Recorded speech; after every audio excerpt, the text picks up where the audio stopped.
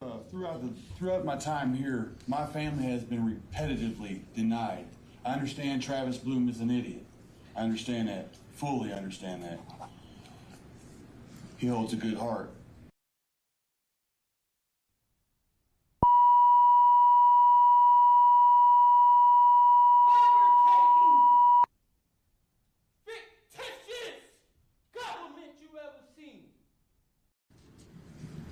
My little brother used to run to mother and say, "Mom, BB hit me." BB was my sister. He used to say, "BB hit me." Mom would say, "Well, my lovely young man, where are the marks to prove such?"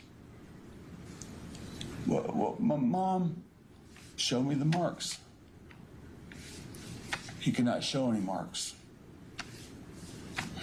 Mother would say, "I can't tell where the marks are." True story. And the evidence is going to show that law enforcement tampered with evidence to meet their such high burden of proof. While I'm waiting for this, did you, whether it's true or not, believe that Mr. Randolph had slept with your wife? I wouldn't care. You wouldn't have cared? No. Did you believe he had slept with your wife? No. Did you believe he slept with your mother-in-law? Probably did. Everybody has. I'm sorry, what did you say? So that Everybody has. Oh, okay.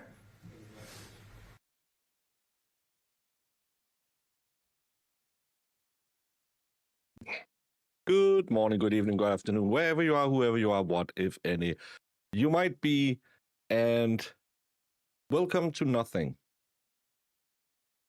I have been postponing, because apparently there is a massive power outage in Michigan.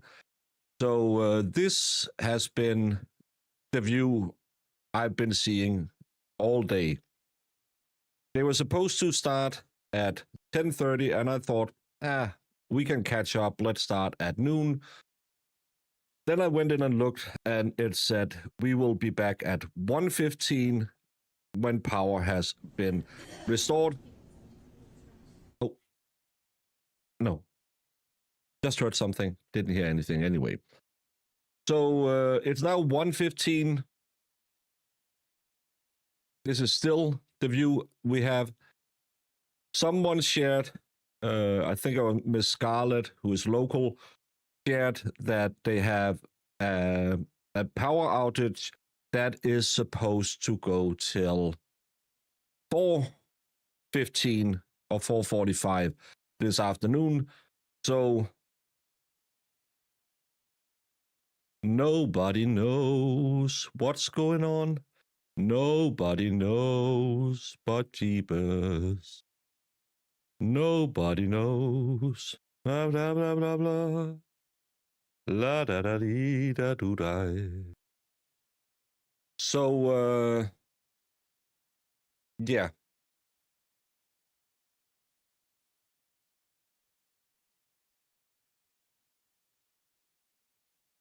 Why doesn't it? Come on, pop. I got it. Oh, there it was.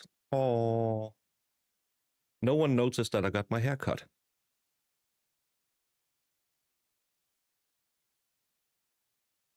Danny's flyer pick hit a power pole.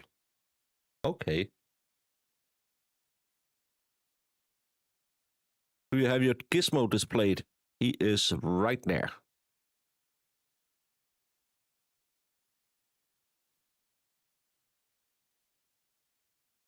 Oh, sing something with a little bounce to it. Crisscross will make you jump, jump, jump, jump, jump, jump, jump. Chris McDaddy, something, jump, jump. Wiggity, wiggity, wiggity, whack. So, hope you appreciated that bouncy tune. Yes, I did. Thank you for noticing, as one of the few people who noticed that I got my hair done. I did it all for you because no one else noticed. Hey, rudely. But no, I didn't ask you to look for anything, Gemini. But there has been no updates for the last 2 hours about the power, so I don't know.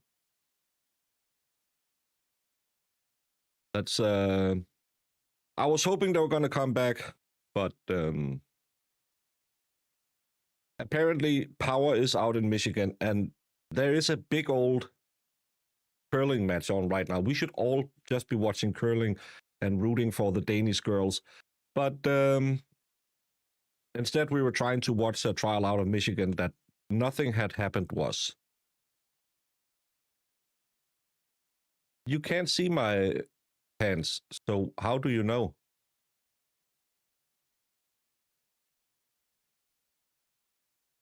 The weird thing is they are showing this court feed they're showing is one they took the other day. So there's kind of now and again there'll just be some random. Can I get it? There's just somebody walking in front of the camera, and I'm thinking, oh, no, it's an old feed. Nothing's happening.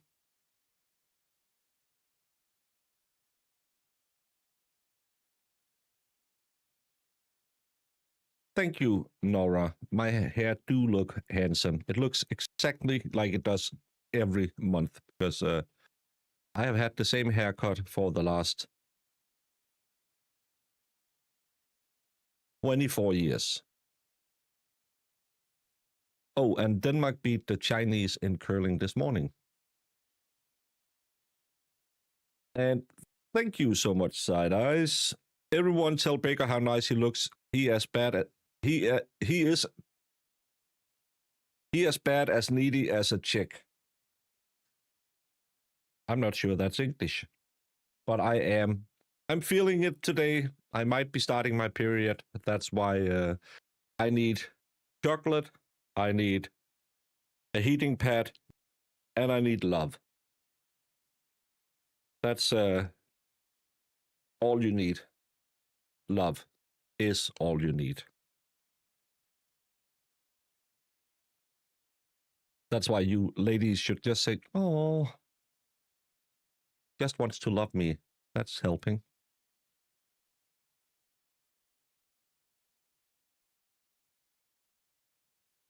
Alfie, you can't say my hair looks beautiful. You have to say it's handsome. I've learned that it's handsome Osman likes.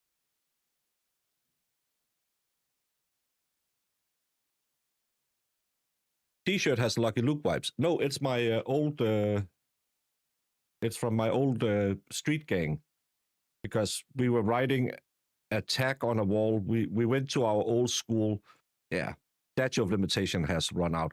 We made a big old graffiti piece on the wall in our schoolyard, and we're really cool. It was a guy smoking a blunt. We were tough like that. And then this guy was supposed to write our name, which was East End Posse, because we had West Side and then we were East End. Sadly, he was fucking dyslexic like me, so we ended up being East End Posse.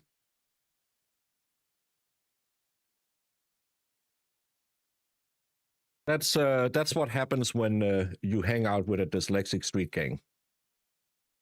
You become the East End Posse. Yeah, typo crew.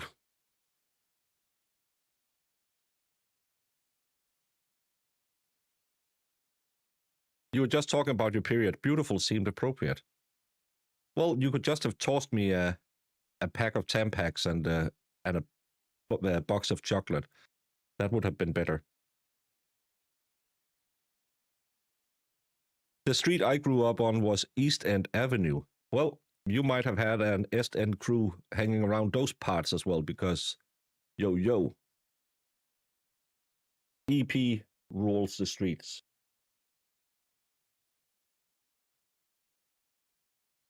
I'm not sure if I missed it, but does anyone know why last night's video went private? Because I made it private. There sadly was just a weird ending to it, and I didn't want it out there. Not going to get into it, not going to talk about it, but some changes will be made on the channel. The night shows will go away for a little bit, and I will be more stringent with my policing of chat. My bullshit meter will be turned up to 11, and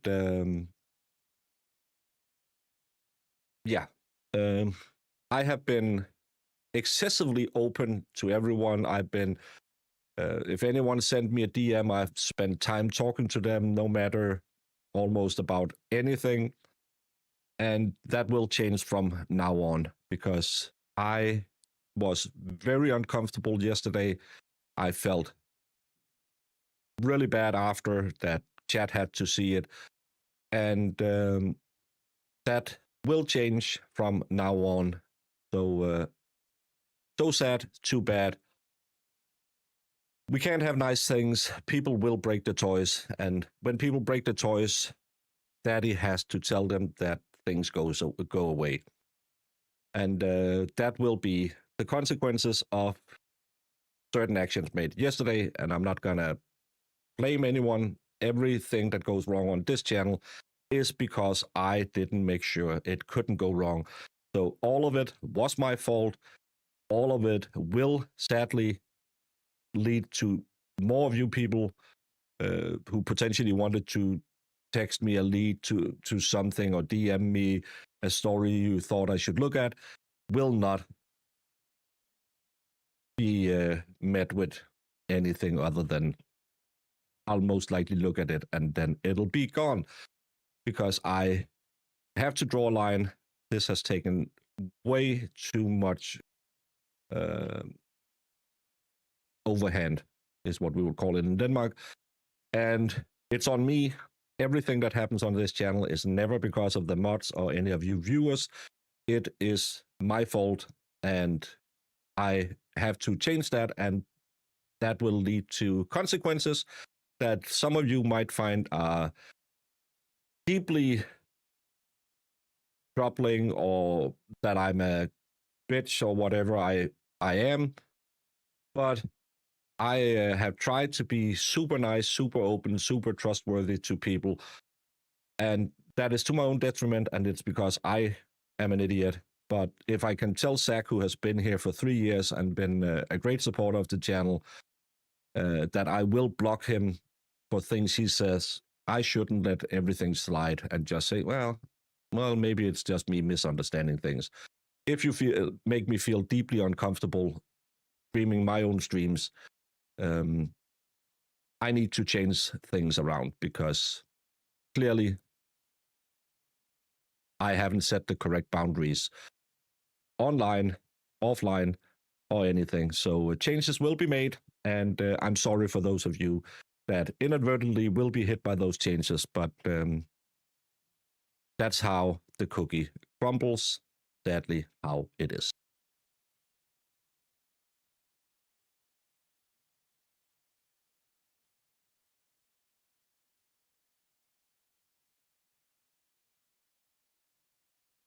Yes, but you're grown up enough when I tell you you go too far, that you don't go there. Told you last week, stop with the stolen valor shit, or I'll block the fuck out of you. And you know I mean it. And sadly, not everyone understands a no is a no. My eyes might say yes, but my mouth says no.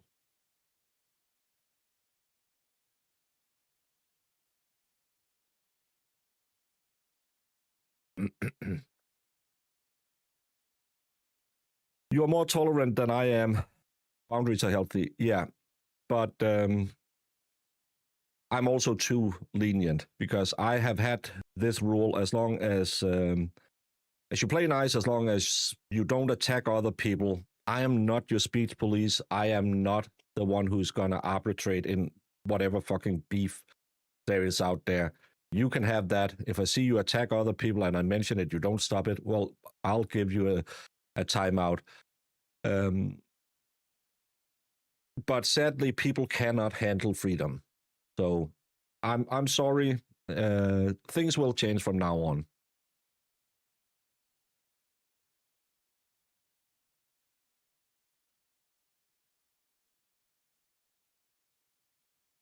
Jack, that's because you never listens.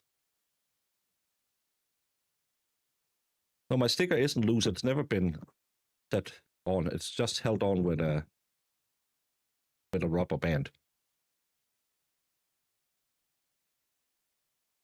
Oh, when I found out why it popped up the chats yesterday, it's because when I have to clear it, sometimes when I hit a chat, it'll open up that panel where you can block people, go to channels and stuff like that.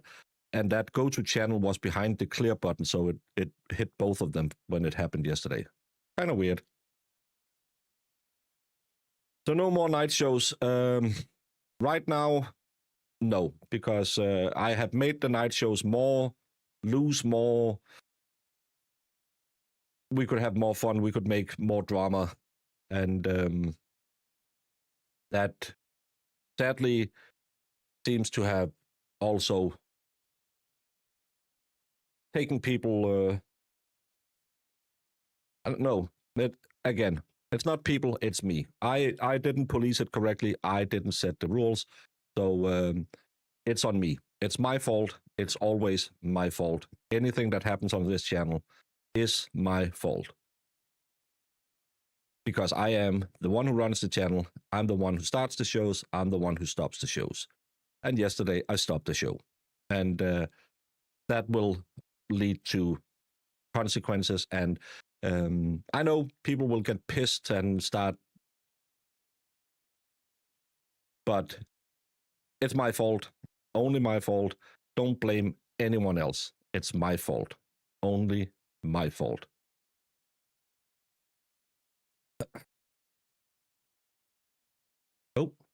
Oh, camera just moved.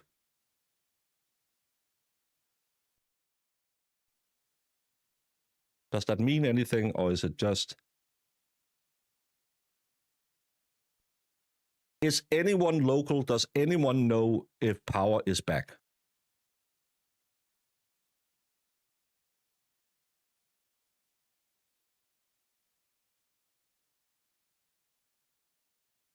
So will you go over the 4 women again? I don't know who else streams them.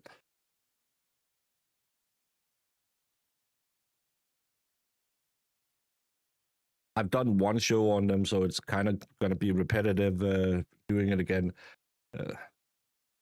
I might do it at some...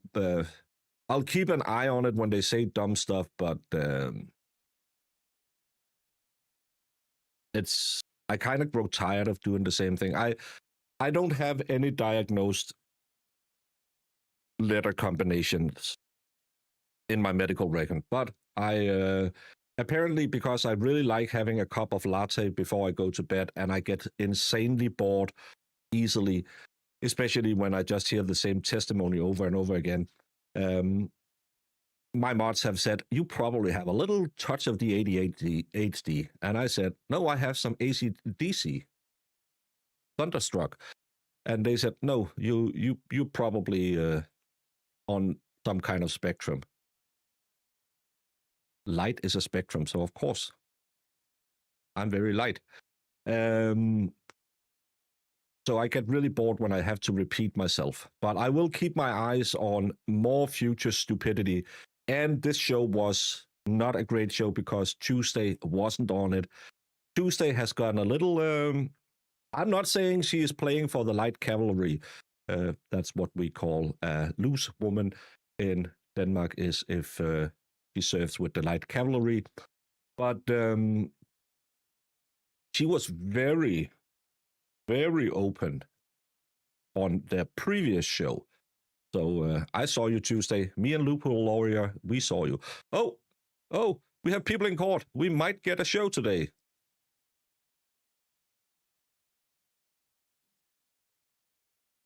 What are we going to get? Oh, we might have something.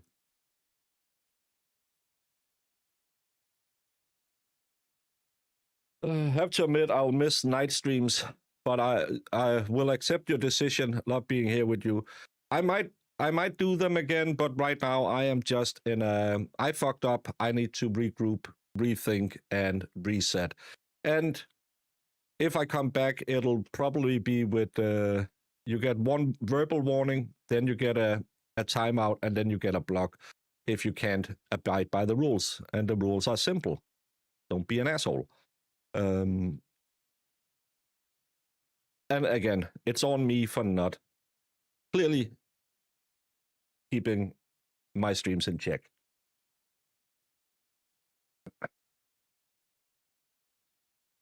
You have so many people. You have Danny, you have the Glarer, you have everyone else.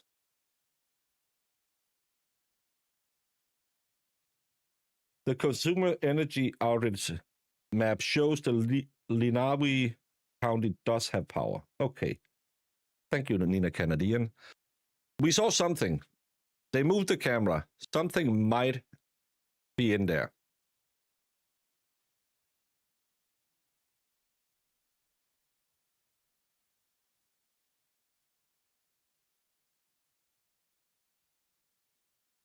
Jax, the problem is you can't write either. So, come on now.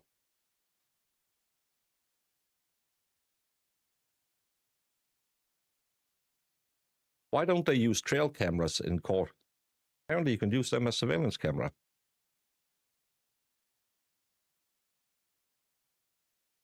Thank you so much for the offer. I have one rule on this channel. Anyone who ever offers to be a mod will never be a mod. But thank you so much for offering. But I have found out years ago when I had another trouble where I need to reset my channel and say, okay, I need to change the rules. You never ever give anyone a wrench who asks for a wrench. But thank you for the offer. I'm just stating facts. You cannot be... It's like people calling me fat. I can't get mad about that. It's just a fact.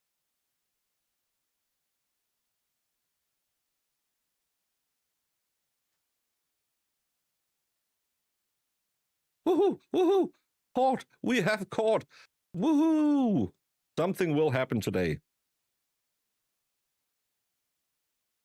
What time is it? It is 1:35, so we are 20 minutes late.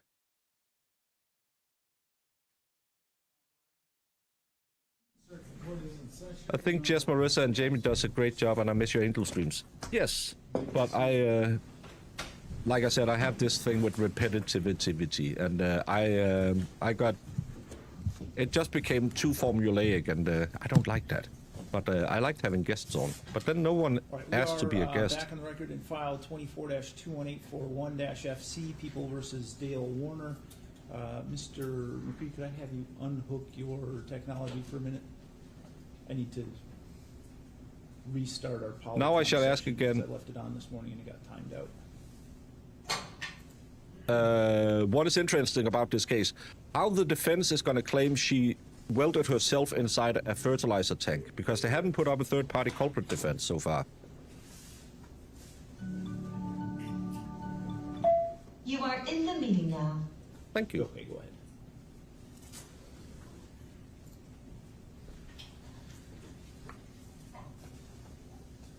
Yeah, he's constantly clearing his throat.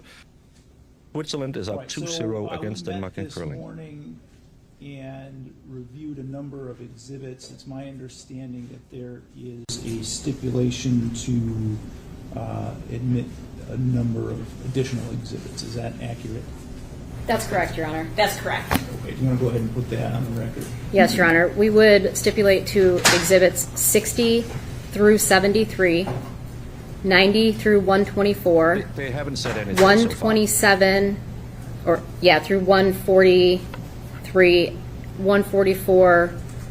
This court ruled was admissible, and Ms. Chartier can put her objection on the record on that. 146 through 165. 166, the court is still reviewing. 167 through 188. 224 and 225. And then 226 would be demonstrative evidence, but we won't be admitting it in the trial. I mean, we will be displaying it during the trial, but not for admission. Is it, I think it's 261. 261. Oh, Okay, 261 is the demonstrative exhibit. correct. And if I said 226, I meant 261. So if you could strike 226, we haven't addressed that one yet. Okay.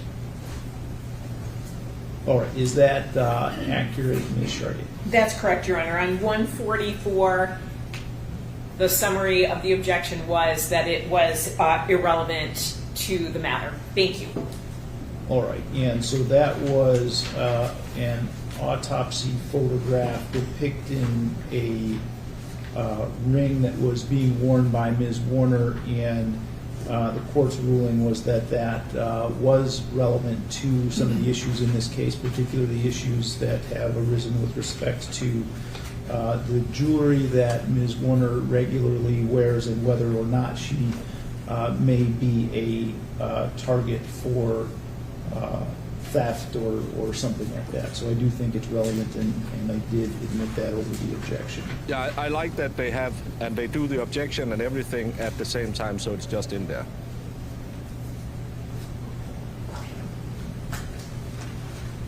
All right. Was there anything else we needed to address on the record at this point? Not at this point, Your Honor. I do expect maybe we could do 2 witnesses, take a break, and then the issue with Maddie Wolf's testimony. But I think hold off on that until the break. Okay. All right. That is fine with me then. There are some witnesses we've stipulated to not calling. I don't know if the court wants to hear that now or later, whatever the preference is. You can go ahead with that now. We may as well Okay. get it out of the way. Dalton Breckel, Tom Craig, Maddie Defer, Lawrence Lee, Anthony Knecht, Suzanne Wilhelm, Michael Sweeney, Deputy Bowden, and Deputy Frost. Is that agreed with people? That's correct, Your Honor. We agree. Okay. And then the other thing was that we did receive a question from the jurors. I have reviewed that with counsel. It is relative to testimony with respect to the GPS tracker, and it's my understanding that counsel is in agreement that that question should not be asked. That's correct. That's correct. Okay. And I guess one question that I had as it relates to the stipulated exhibits, is the court admitting them as we go or at the end once they're stipulated to? I just want to make sure. Thank you for I'm clear on it. Thank bringing you. that up once again, too. So all of those exhibits that have been stipulated to up until this point will be admitted then, and I think we agreed to have kind of a standing order that unless it's expressly stated otherwise, that if the parties are stipulating to entry of an exhibit, that it will be admitted into evidence. Thank you, Your Honor. That's correct. Thank you. Okay. All right. Anything else then before we bring the jury back? No, Your Honor. No, thank you. Okay. Oh, No, nice. Just sound. did you check your stuff and make sure it works?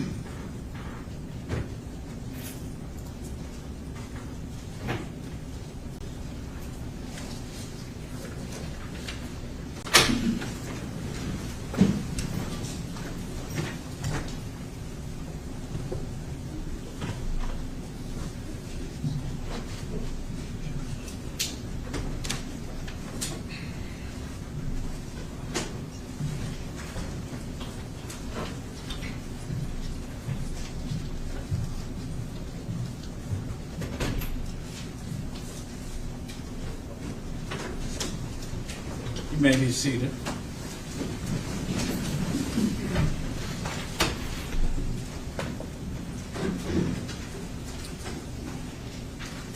All right, you people may call your next witness. Thank you, Your Honor. People call George Ziegler.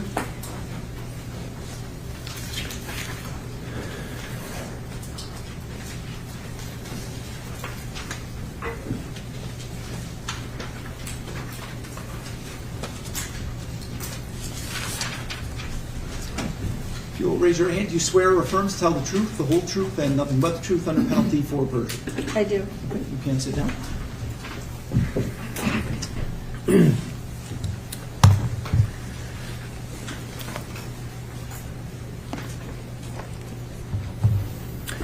Good afternoon.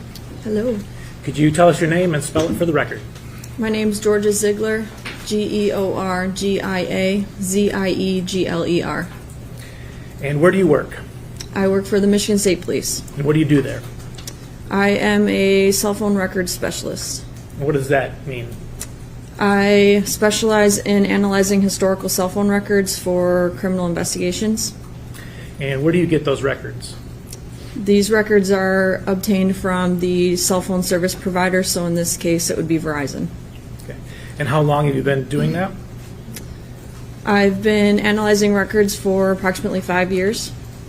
And do you have training in this area? I do. And what kind of training? I've gone through over 300 hours of training specific to analyzing historical phone records. A lot of that training is conducted by software vendors or other industry professionals who handle the material. And you mentioned software. Do you use software in your analysis? I do. What kind of software? In this case, I use CellHawk as well as PenLink's PLX. Okay. And are you aware of like the industry standard in this area? Would those be considered industry standard, those two programs? Yes, CellHawk is a very common program for law enforcement or attorneys. And what does the software actually do? How do you use it? I use the software to help efficiently process the records, because when we receive cell phone records, they have hundreds of rows of data, so it helps process it more efficiently. However, everything that I do in the software can be done by hand. It just makes it more efficient for our time. Do you then spot check to make sure that the software is rendering accurate results? That's correct. And how do you do that? To spot check the records, I look for the key tower transactions or the key transactions in the report and recreate those transactions on a map by hand and make sure that our software is displaying those transactions appropriately. So the software is basically mapping the location of something on an actual map, is that correct? That's correct. And, all right, and then you are actually going and looking at the data and say, is that correct? Is that where it really is on the map? That's correct. Okay. And then does someone check your work once you've used the software, done your own spot checking, and now you have a report? Yes, my report undergoes multiple layers of peer review where another analyst who's trained in this will recreate the report or the records and the analysis. Okay. And about how many cases have you worked on doing the same kind of analysis? I would say around 100. Okay. How did you get involved in this case? At the time, I was in a training for software. Why does she come off as she's really surprised that she's in a courtroom and she has to talk about her work? And some of the material that they were training on had me use case materials, so I inquired to look at the records for this case to see if I could identify anything that may have been missed. Okay. So you were provided the actual Verizon records that are at issue here? Yes, I was. Okay. And what did those consist? Well, let me ask you this: were they particular to Dee Warner's phone? Any of those records? Yes. Okay. All right. And just referring to those records for the time being. Did you do the analysis? I did. Okay. And so what did you do to prepare for court today? I completed an analysis, and I put my analysis on a presentation for today. Okay. And showing you what's been admitted just for demonstration purposes only, this won't be in evidence, but so the jury can follow along better, is People's 261. Is this the presentation that you referred to? That's correct. Okay. Obviously, you don't need to read the slide, but can you tell us a little bit about the methodology that you haven't already mentioned? So this slide just talks about the types of records that we receive to analyze. Cell phone providers maintain records of all their customers' usage on their network. So in this case, Verizon maintains a log of all of the activity for this phone number. That could be texts, calls, anytime the user would have accessed the internet. That could be in the form of checking their email, browsing the web, any applications that require internet. And Verizon will log these transactions on their network, and included in those logs are going to be the date and time that it was initiated, the type of transaction it was, if there was another number involved in that transaction, so if it was a voice call, and sometimes there will be duration or a location component, which is in the form of a cell phone tower or a cell site. The other records that we can receive from the carrier are network performance records. These are records that generate on the back end. The user does not have to be manipulating their phone for these records to produce.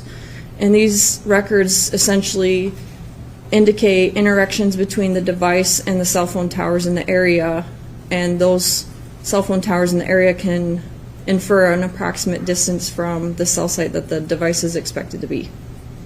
So you mentioned a couple of things. You mentioned texts and voice calls. So those would be things, for example, a text. If the phone that you're analyzing, those records, had sent a text, that would be something that the user would generate intentionally, correct? Yes. Do these records also include things that the phone would do on autopilot, that would do automatically?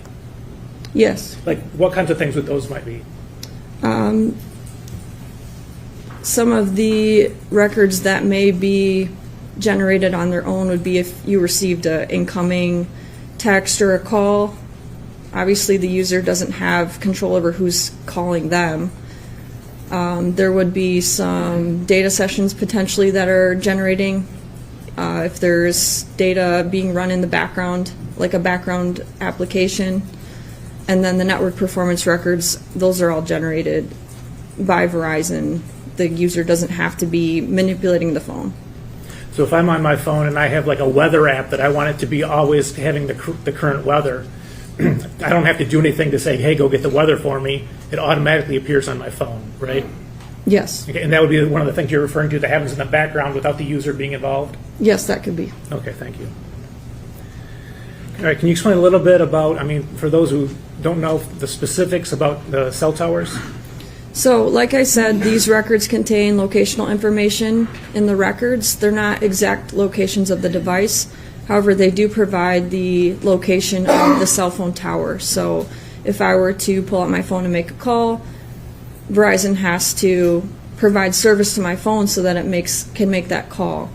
Those tower locations are cell sites, and those are essentially structures that have antenna equipment to direct radio frequency signals to a designated area so that your phone can receive signal. These cell phone towers are broken up into sides or sectors. So in the records, not only are we getting the location of the tower, but also what side of the tower is being accessed by the device. Okay. And is this an example of that? This is a visual example of what that's going to look like in my report. So the picture on the left is an example of what a single access or a access on a single side of the tower is going to look like. That pie shape, or what we would refer to as a sector, is indicating that the signal is oriented towards the west and the device is using the west side of that tower. The picture on the right is what it looks like if there's multiple sides of the towers being accessed, and one thing to note here is that the sector lines and the shading there do not represent the boundaries of coverage. Those are just visual guides so you can understand what side of the tower is being used. Okay, just so everybody understands, in the picture on the left, where is the tower? The tower is going to be at the point of that sector. There's a very small orange circle. I don't know if you can see it or not. Are we talking about right here? Yes.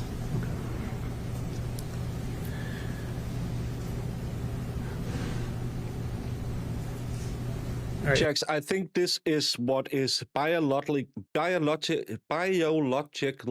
called a 5-head, because again, I have a 4-head except on my temples. I have a 5-head on my temples. That's when you need 5 fingers to reach your hairline. But I think that's what you technically call it, a 5-head. What do you have here? This is a visual example of what the network performance records will look like. So as I mentioned before, you'll get the side of the tower that's being accessed by the device, but there's also inferred distances from the tower that the network can provide. Those distances are going to be represented as a curved line along that side of the tower, or an arc as indicated by the number 2. So how does the tower know what the distance is between the tower and the phone? The network will send, your device will constantly be communicating with towers on the network so that it knows if you need to make a call, it knows what tower is going to have the best quality of service, so that call can be made. And Crazy, Amy, with your hand size, that would be... because have you seen the mitts on that woman? And those signals will constantly be interacting between the tower and the device, and when the signal is traveling at the speed of light, you can infer a distance of how far the phone away is based on how long it takes for the signal to go back and forth. So there's a signal that goes out from the cell side of the cell tower to the phone and back? Correct. And it knows how long that would take depending on how far it is away? Correct. Okay. Is there a maximum distance that would work? Is it 2 miles, 100 miles, and somewhere in between? Do you know? I do not. Okay. Why is that? Why don't you know? Depending on the towers or the geographic area, the tower density in rural areas, there's going to be a lot less towers because there's a lot less demand for service, whereas in an inner city, you're going to have a lot more towers in the area. So those towers are going to be oriented in a way that provides continuous coverage to the area. So in a rural area, the towers may cover a lot more space, geographic space, than it would in an urban area.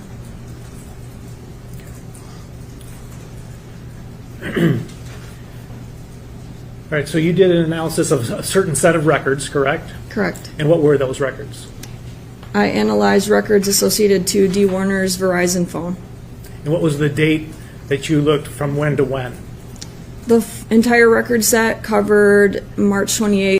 I thought it looked weird. I thought that they had done that thing where they switches the names up, but it's just because it's your grandson's YouTube account. Okay, because I was watching it yesterday and thought, have they switched the names? No, the other names looks normal, but why is James weird? But okay. 2021 through April 28th, 2021, and my analysis focused around the time of her disappearance. Okay. All right, and this is just to help the jury understand the symbols that we're going to show in a minute?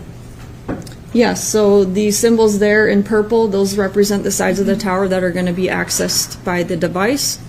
If there is a distance associated with that access, it'll be represented by a curved line along that side of the tower at that designated distance.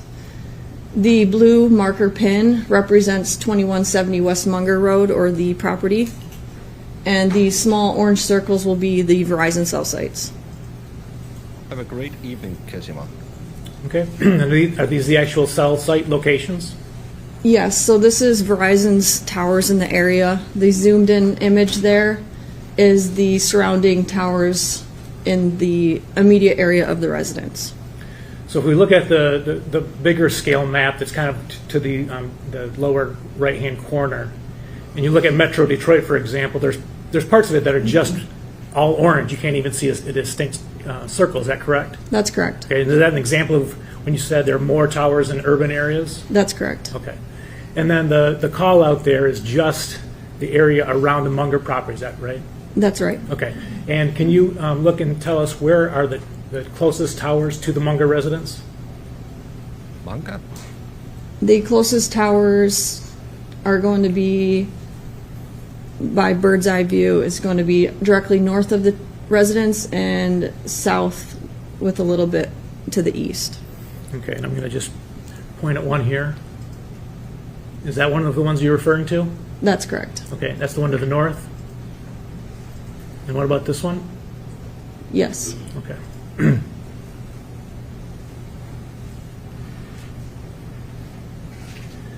So again, these are this is the phone number, correct? That's correct. And then the range of dates that you looked at. That's correct. Okay. Is this an example of what the data looks like when you looked at it? That is correct. Okay, can you explain it? So this is an excerpt of the internet usage report. This is the last activity on this device on the internet side of the records. They're color-coded based on session ID. So if you're looking at the first column there. Does she have the most boring demeanor of any witness ever? You're here to testify in your expert field. At least show some interest in your own job. It indicates charging ID. That's a unique Verizon number specifying the session ID or the data session. So every time that's reoccurring, that just indicates that that session renewed and is continuing on and on. So does that mean that every time the phone connects again, there's a new number for that charging ID? Yes, if there's a new internet session initiated, it will be a unique identifier under the charging ID. Okay. All right. And then go on, please. And the start date and time is indicating the origin of that session when it was originating, and then if there's a reoccurring charging ID or session ID, that's the start and date time is going to be when that renewed. The stop date and time is when one session ends, and if it's a reoccurring session, it'll renew at the exact second that the next or the last one expired. And if that happens, does that mean that the connection was never lost? If it's a renewing session? Yes. Okay. All right. The record close cause is going to tell us the reason why the record closed out. So you can see there's quite a few there that list time limit. That just indicates that those sessions ran for the maximum amount of time before Verizon needed to re-authenticate that data session and renew. The MSISDN just indicates this record set belongs to that phone number. The megabits is going to be how much data transpired for these sessions. And the ECGI eNote ID, that is just a power identifier. Okay. Is this the same data, just in a different order? Yes, so this is the same information essentially broken up by session ID. So with the green and the yellow, you can see that those both originated the day before, so April 24th. And they continued on for several renewals or subsessions until they timed out. The orange and the blue and the pink rows at the bottom are all sessions that were single session data access. The bottom row in the highlighted in the pink is the last initiated session by this phone, and that occurred on April 25th at 7:01 in the morning. Okay. And it says that the start time was 7:01, the stop time was 7:05. What do those figures tell us? Because this record close cause indicates it was a normal release, that session lasted approximately 4 to 5 minutes, and it closed out under normal circumstances. And do you know from this information whether that was a user-generated connection or whether that was a background connection like we talked about earlier? I have no way to distinguish that. Okay. All right, but the bottom line here, the last time the phone was active on the network was 7:05. For this specific record set, yes. Okay. All right, so what do we have here? This is essentially the records displayed geographically. So as I had mentioned, there were some network performance records that were generated indicating some of the last activity on this device. You can see that there was access on 2 towers, the tower north of the residence and the tower south of the residence. And the timestamps with the asterisk, I don't know if you can see that far, but those are timestamps that have an associated distance measurement, where those distance measurements are displayed along that side of the tower. Okay. And so you have the north tower that we mentioned and the south tower that we mentioned. Yes. And then there are 2 sets of arcs. Can you explain those? So what we have here is what I would call competing towers. So the device is constantly analyzing the network to understand the quality of the signal strength so that if a call were to be initiated, it would know which of these 2 towers is going to provide the best quality of service. And these towers have multiple registrations or interactions with the device, and those interactions have distance measurements away from those towers. And so the arcs represent the distance that the records are saying the phone was away from the towers. Correct. Okay. And why do we have an arc rather than a point? The arcs are, if the tower is measuring the phone to be 3 miles away from the tower, and we know what side of the tower is being accessed, then we would draw a line along that side of the tower for 3 miles out, and that's why you get a partial circle. Okay, so if we just had, for example, the north tower, then the bottom arc we wouldn't have at all. That's correct. Okay, and vice versa. Yes. Okay, so is there an advantage then to having connections to both towers? There is. So because we have 2 towers communicating with the phone in close proximity in time, where those 2 distance measurements are intersecting is a good indication where that device is expected to be. Okay, and where is that blue pin located? The blue pin represents the Munger Farm property. Okay. Is this a close-up of that? This is a close-up satellite view of where those arcs are intersecting.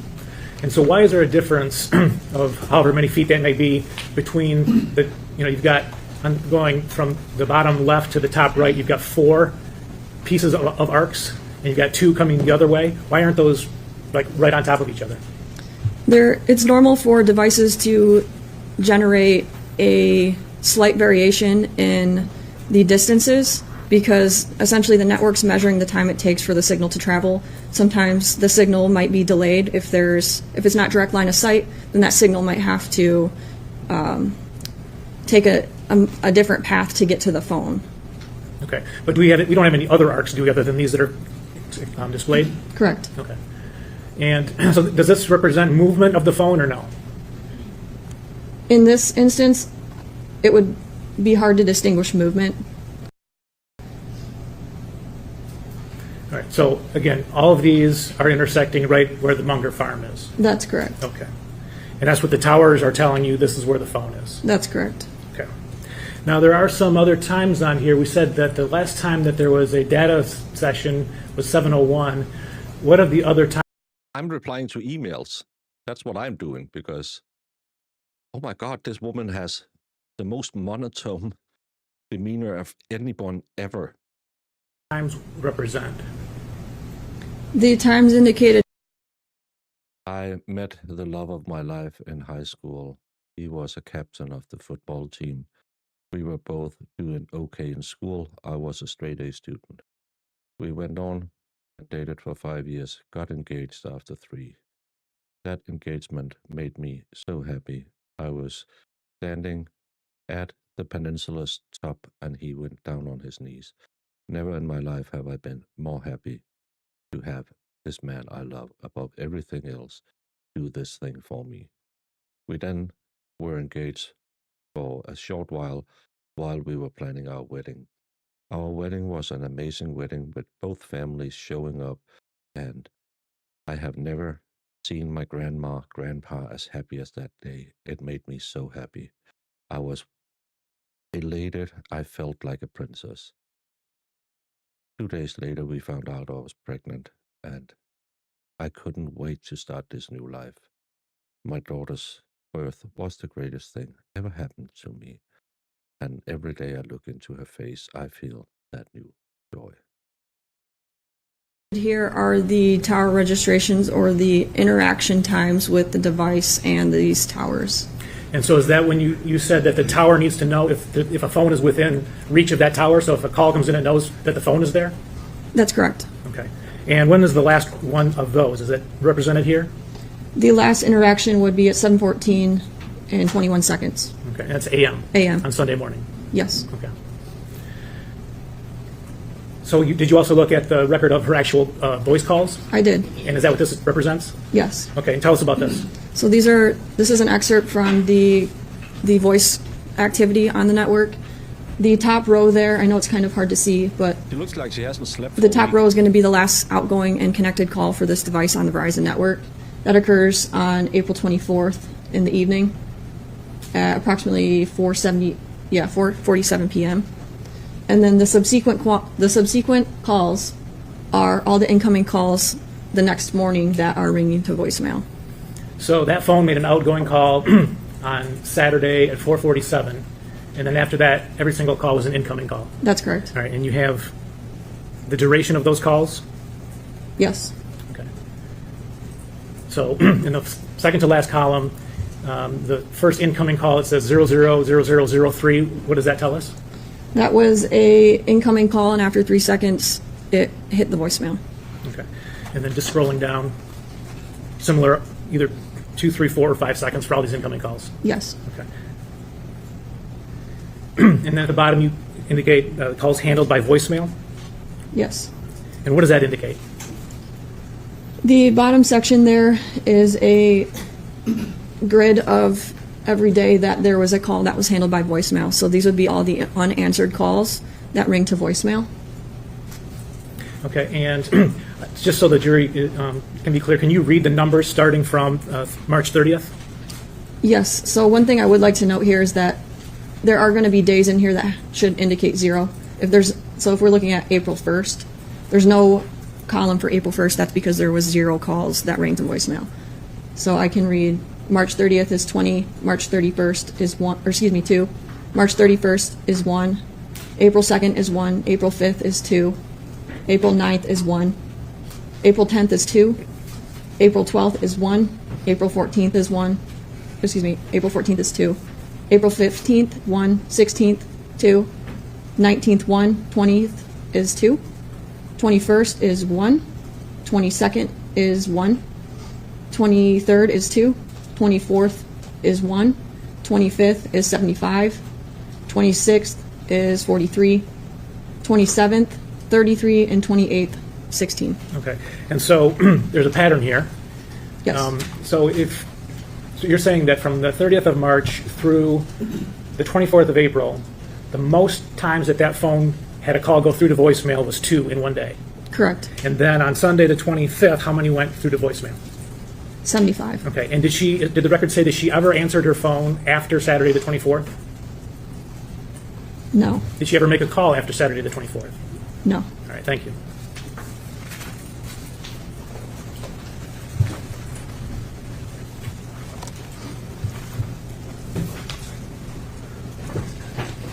Good afternoon. Is it Ms. Ziegler? Yes. Okay, I wanted to make sure I was pronouncing it properly. My name is Mary Chartier. I have some questions for you this afternoon. So on your report, which Ms. Saylor is getting ready for us, do you have a copy in front of you? I do not. Okay, so in case we need it, Ms. Saylor will be able to pull it up. It says last updated with the demonstrative date that you have for us on February 12th, 2026. That would be Thursday, correct? Correct. What did you update on it? I made some adjustments to the slides. I know there was some grammatical errors on the case detail slide. The display of the title on the map slides needed to be adjusted because the white box behind the text wasn't representative, or it was not covering the full text, so you couldn't see the full text. Was there anything substantive? It sounds like those things are either typos or aesthetics or grammar. Anything substantive that you changed? I don't believe so. You also indicated that when you are spot checking the software, you recreate key transactions, correct? Correct. How long does it take you to recreate key transactions? It can depend on if there's some issues, like some troubleshooting stuff, but I would say in this case, maybe an hour. Were there any issues with the software that you needed to troubleshoot? No. You had indicated that you got involved in the case to see if anything had been missed. Is that accurate? Yes. Was anything missed? Danny, seek counsel immediately if you turned into SAC mode. No, anything that I thought that I found as far as an investigative lead would have been relayed to the officer in charge. So maybe I did not phrase my question properly. You got involved to see if anything had been missed before your involvement? That's how I understood your response earlier. I was looking for, at the time, there was no body recovered, so I was essentially looking for records that might help lead to a location. Were you looking to see if another analyst had missed something before you, or no? You were just coming in to assist in an investigative lead? Yes, I was. The latter? You were coming in to assist? Yes. Not to see if somebody else had missed something? Well, when I do my own analysis, it would be an independent analysis, so if my analysis differed from somebody else's, that would be apparent. Did your analysis differ from someone else's? As far as what? As far as anything? No, I don't think I generated anything new. You also indicated that people sort of spot check your work or check it, correct? Yes. Who did that? This most recent report was peer-reviewed by Parker DeGroot and Elizabeth Wandry. And when you're saying report, you mean what had been up on the screen? Yes. What about your work analyzing the records? Did someone check that? What do you mean? Sure. So you put cell tower locations, things like that. Did someone check that work, or were they just looking at your report? Yes, so when we submit our stuff for a peer review, they'll pull up the case files in our software and regenerate those results. When you say peer review, this is someone who works with you, correct? Correct. Now, Ms. Saylor, would you pull up the report, please, and go to what would be the third page? Is this cell tower one of the cell towers that you're talking about in terms of cell sites in this case, or is this just a random photograph? This is just an example of what a traditional cell site would look like. Thank you. And then would you go to page 6, please?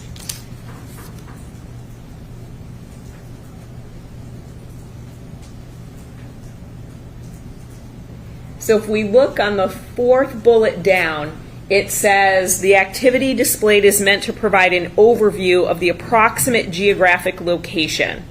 Talk to me about the approximate geographic location. When you show a little button up there that says this is where the device is, how accurate is that? How close to that location is that? I don't indicate where the device is. I indicate where the towers are that are being accessed by the device. And the device would have to be in I had a moment of weakness, and then it went away. Thank God. the area where the signal could reach for those towers to be accessed. So when you showed in your report the device being, for instance, on the Munger property, so if you could go to slide 13, please. So we see that little blue dot. Are you saying that's where the device was? The blue marker pin is just a pin on the map for the property. Okay, so terrific. That's what I wanted to make sure I understood from your testimony. So that's the Munger property. That's not where the device is located. That's correct. You can't, and again, unless things dramatically changed and I'm not keeping up with it, you can't tell us where the device last was connected, like in terms of an actual location. I would never be able to give you an exact location of where the device is, but when you have instances where there's multiple towers giving distance readings, it's a pretty good indication of where the device is relatively. Thank you so much. because we have seen experts trying to imply that they can. They cannot give you an exact location. Thank you, Ms. Monotone. Pretty good indication. So how close? So, for instance, on the Munger property, on a neighbor's property, on the road, how precise are you getting? These arcs are pretty accurate. I believe the industry understanding is within 1/10 of a mile. Within 1/10 of a mile? Yes. And is that why, though, you put the estimated distance from the tower, because you can't give us an exact location? Correct. Now, also on that same slide, you said it's hard to distinguish movement. So you can't tell us, for instance, a phone is going from one location to another. In this case, no. Correct. Yeah, and that's I'm only interested in this case. Thank you. There might be others. Now, also, you said there's a slight variation in distances, and again, that's why you have to estimate, correct? Correct.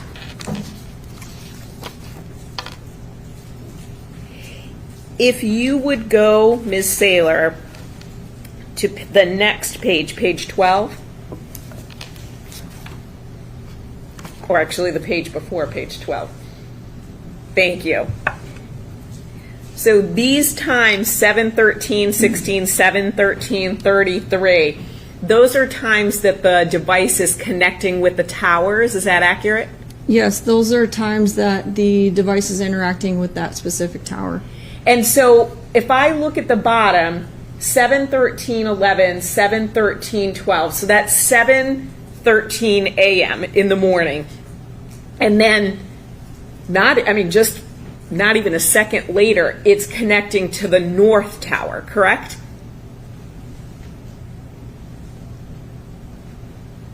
At 7:13:16, is that what that shows? Yes. So why is that? When you talked about cell phone tower strength, and again, correct me if I'm wrong, is it essentially your phone? So I have my phone on me right now. It is just constantly looking for the strongest tower. Is that accurate? The best quality of service. So it's rating the signal strength and quality. So I'm not doing anything with my phone right now. You can see that. So, but it's checking in to see what's the best signal, and it's that there's that variation, right? Within a second, it's going from different towers. These are the interactions between those two towers. We don't get the rating between, like, what the device decides is the best between those two unless a call's initiated. But the device is resonating or reacting to those towers. Is that accurate? The device is interacting with both towers. Okay. So almost, in some cases, simultaneously. Yes. Thank you. What are things that affect cell tower signal strength? Obstructions. So if you're in a concrete building, your signal strength is going to be hindered. Distance away from the tower could lessen the signal strength. If you're not straight out in front of the antenna, the strength's going to be weaker. So lots of things can factor into it. Yes. Can weather? I don't know of an instance where weather had an effect on my quality of service. What about the number of people who might be on their device? So, for example, if a lot of people are using the north tower, might it bump me to the south tower? It could.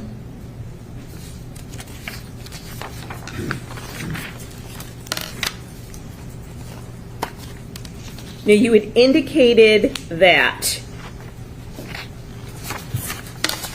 we go to page 10, please.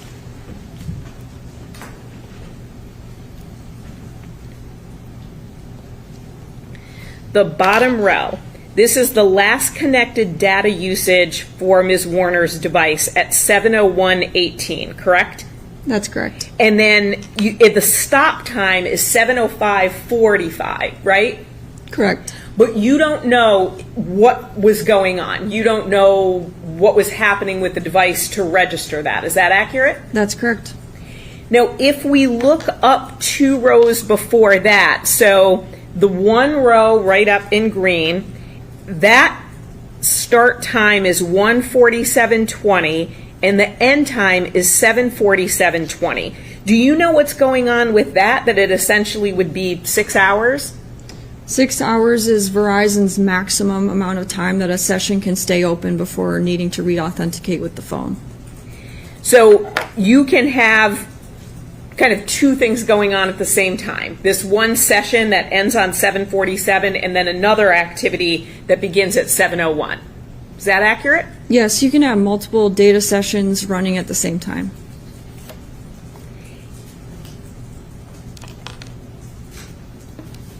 And then you said the final column, the one on the right-hand side, the 22601 and 22609, those are actually... It's the cameraman who chooses not to show it because he would rather show her. I can't move the camera. So it's the cameraman who thinks it's more interesting to see this lady, pretty lady, but still, I would like to see the presentation as well because now it's just numbers and it's really hard to mentally put a picture to what the hell is happening. The symbols for different, or the numerical symbols for the 2 different towers that you were referring to. Yes, the last column is a tower identifier on Verizon's internal side.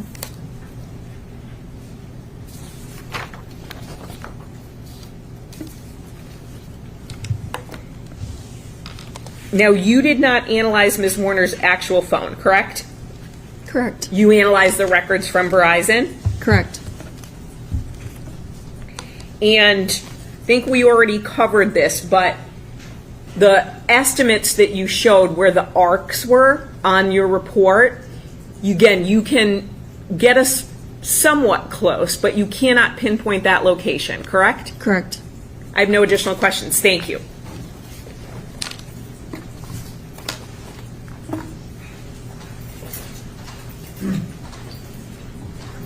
There can't be any questions to this. Would you mind? Yeah, that would be great. 10.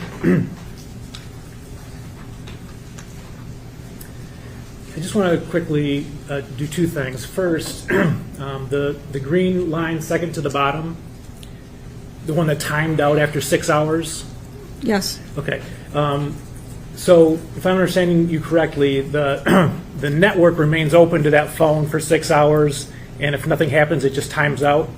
Correct. Okay, does that mean that the network has connected to the phone during that time? What do you mean?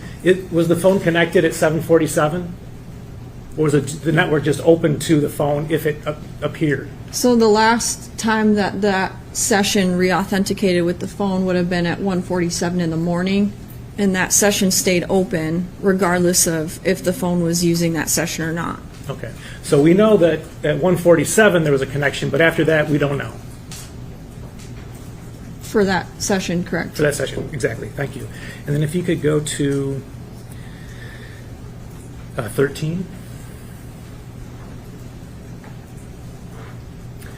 So I know you said that all these lines are estimated lines, but I just want to go over how many there are. So on the left-hand side of the page, you've got 713, 33, 714, 05, and so there's 4 times there, correct? Correct.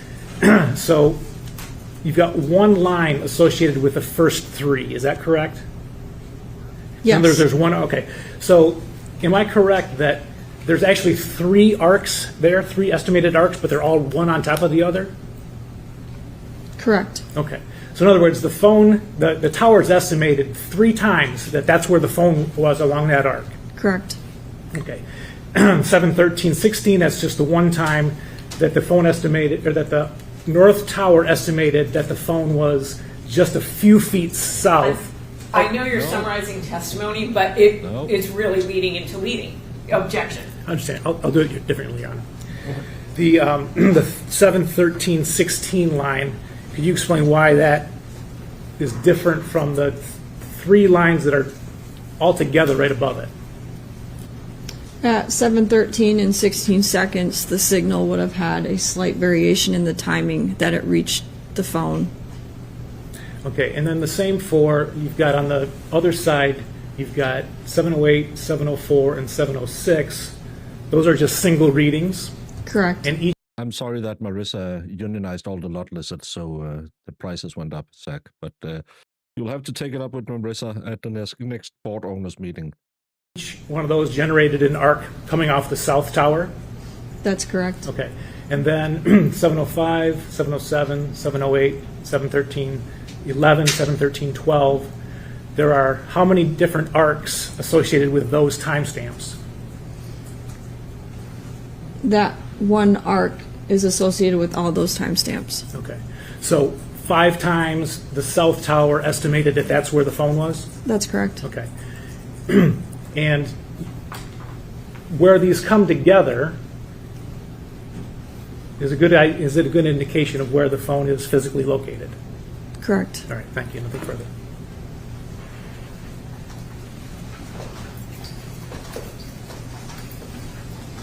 The phone, to be clear, could be anywhere on the arc, correct? Which arc? So if we look at 70830, that phone could be anywhere on that arc, correct? That's why you have the line there? Correct. And while Mr. McCready asked you about lines coming together, your testimony when I talked to you was it would be an estimate, correct? Correct. Thank you. No additional questions. Nothing further. All right. Can council approach? I have some questions from the jurors. And Zach, stop showing little D your mushroom.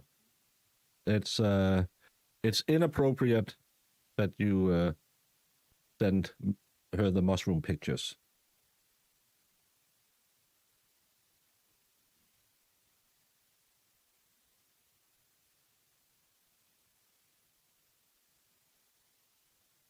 On the arc.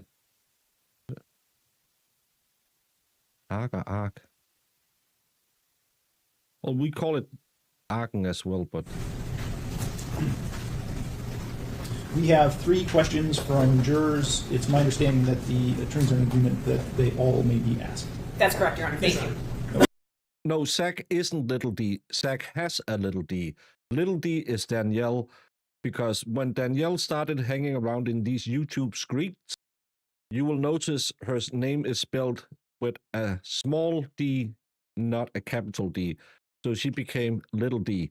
But since then, we got to know Zach, and yes, some will say he was punished. Others will say that's just what you get. But so we have little D is Danielle, and little D is also Zach. So the first question is, in what ways would a cell phone lose all contact with a cell phone tower? So if a cell phone's losing contact with the network or a single tower? I can answer both. If it's losing contact with a tower, it could be because it's out of range of that specific tower. If it's losing contact with all towers, an example of that would be if your phone died, if it was placed into airplane mode, if it was destroyed, if it was powered off, or if it was out of range too. If the end time for one session is 7:05 a.m., why are the arcs saying 7:13 a.m.? So those are 2 separate data sets. The end time, 7:05, that was the data session itself, so you're just getting the access on the side of the tower. And the 7:13, 7:14 are associated to the arcs. So those are the network essentially sending signals to the device. Those signals are timed, and based on the timing of those signals, those distances are provided. Can you tell if the phone was on at a certain time? If so, was it on at 7:47 a.m.? At 7:47 a.m., there were no records indicating that the phone was on the network anymore.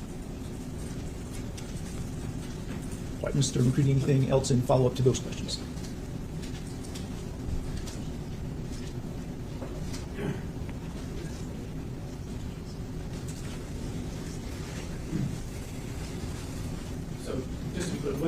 last time that you are certain that the phone was connected to the network? At 7:14. Okay, thank you. So you referred to two towers, if we refer to them as north and south. When you did your analysis, you did not have the device connecting to another tower after the north and south towers that we have in your presentation, correct? Correct. And then just one last question, because I want to make sure I'm clear on it. So a data session, if I were to Google when a movie starts, would that be a data session on my phone? If you're not connected to Wi-Fi, yes. Okay, so because based on the question that you were asked, you said the data session is different than the device signal when it's connecting to the tower. Could you explain that for us a little bit? The difference between the data sessions and the tower registrations? Yes. So the data sessions are going to be usage on the Verizon network that's billable to the customer, and the network performance stuff that has the distance readings from those towers, those are all Verizon generated records. What are examples of data sessions? An example of a data session would be if you pull up your phone and are using an app that accesses the internet, if you get an email notification, if you're browsing the web, if you're watching a video on YouTube, things of that nature. So the last data session ended at roughly 7:05, but then the device continued to connect with the towers until late, soon after that, right? 7:13, I believe? Correct. Okay, great. Thank you so much. Why does it remind you of Grumpy Cat? Because you have had no emotions. I'll say that. Okay. May Ms. Ziegler be excused from her subpoena? Yes. Yes, and may we approach very briefly? You may. Thank you, and you are free to leave.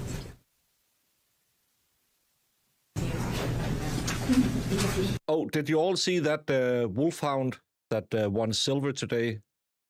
That was the bestest of boys. All right. Who would the people like to call as their next My name witness? is called Devin Newell, but I just want to make sure I can get back to my place back.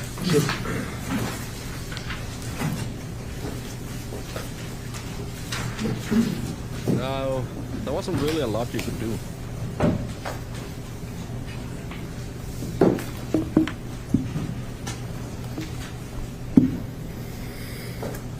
And Denmark is up 3-2 against Swish in the curlings. I know you're all Okay. awaiting with bated breath. People would call Devin Newell. Yeah, when I saw it run up, I thought, what the hell, that's a wolf. But then it had the color. I thought it was the GPS tracker. It was just a wolfhound. But it was nice. It sniffed some butts and then it went home. Kind of like Zach when he comes into chat.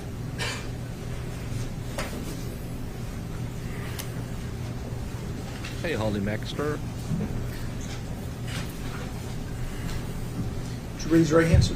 Do you swear or affirm to tell the truth, the whole truth, and nothing but the truth under penalty for perjury? I do. Okay, you can have a seat.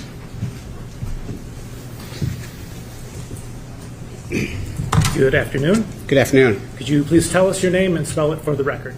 Devin Newell, Devin Newell. All right, thank you. And where do you work? I work for General Motors. And what position do you have?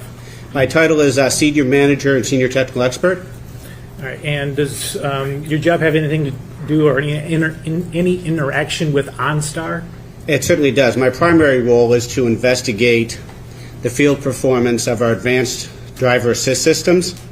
That's a fancy word for automatic emergency braking, forward collision alert, super cruise. So as I investigate how those things are operating in the field, a lot of what I do is look about data that comes from those vehicles. Some of that data is contained inside modules inside the vehicle. Other data that we look at comes through telematics, or said differently, sent from the vehicle back to servers. So OnStar is the general name for a lot of the services that we provide at General Motors. It's also a general term used for data that leaves the vehicle and gets sent to some servers. Okay. And how does OnStar record the data? There's a lot of different data that OnStar records, and there's a lot of different features that OnStar provides for customers as well. I think many folks are aware of some of the interaction with, we have live advisors. So if your vehicle is involved in an accident, if you have that type of subscription service with us, we can, the vehicle can automatically call an advisor, and that advisor can come and get assistance sent to your vehicle.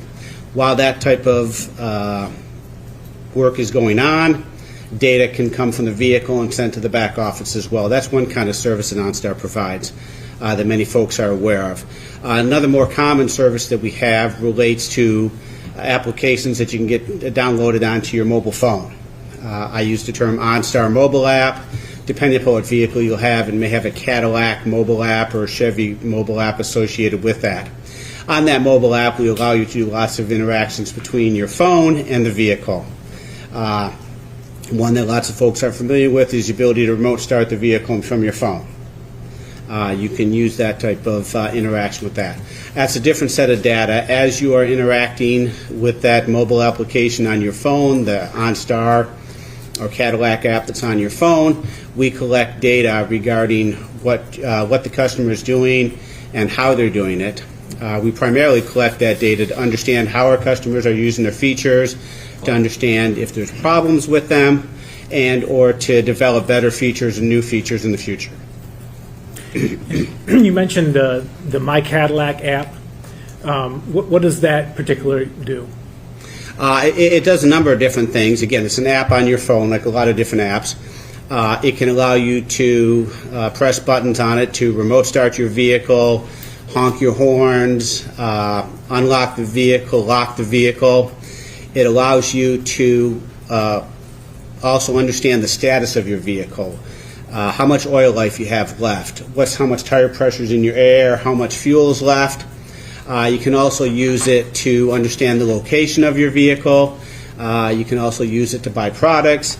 You can also use it to set up a map from where you are to where you'd like to go. Those are a lot of the features that this OnStar mobile app on your phone, some of them that you can do. So you mentioned, diagnostic things that the vehicle itself would transmit to OnStar, and you keep those records. Do you also keep records of the person who's using the My Cadillac app on your site in OnStar?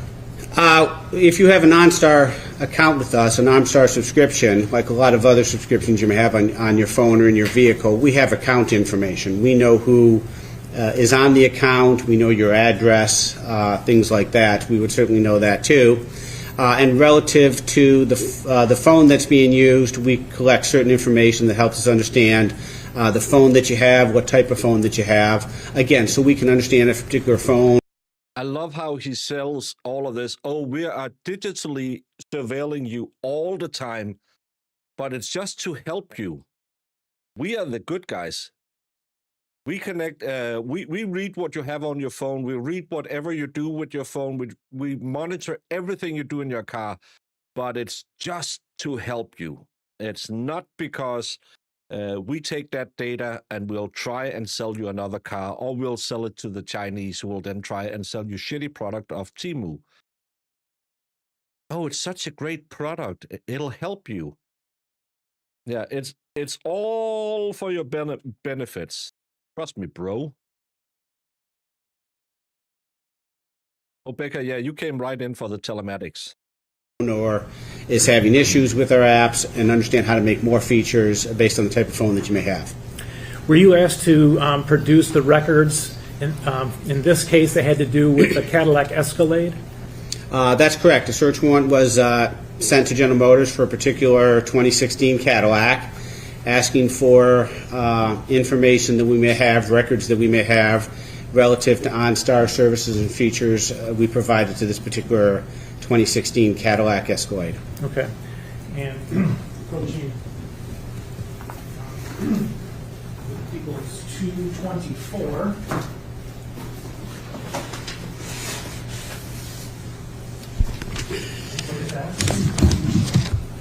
If it's okay, I'm going to move this microphone just a little bit to allow me to manipulate the paper.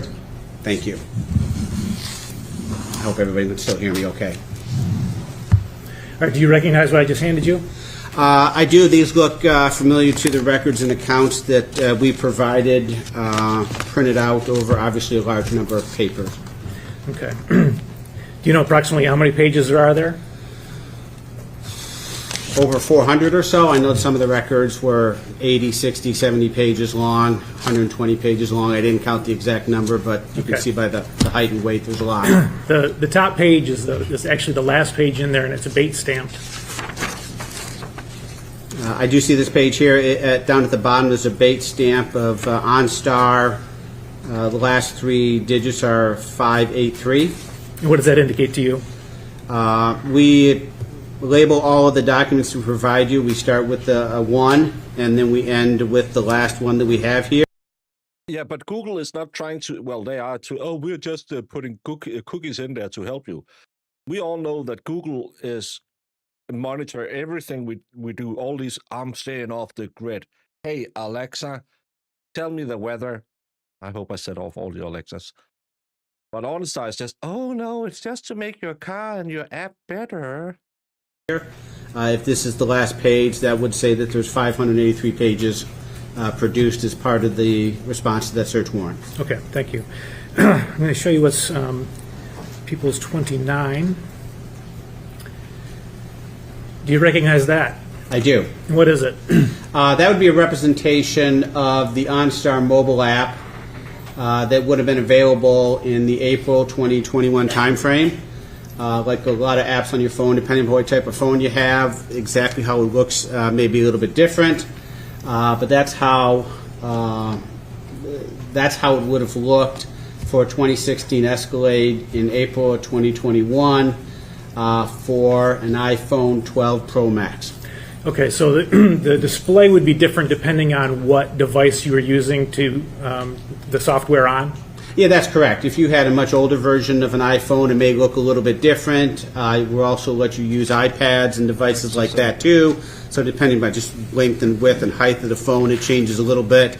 I think all folks kind of understand what you had on your first iPhone 2 is probably different than an iPhone. I think 17 is the latest one now. May look a little bit different.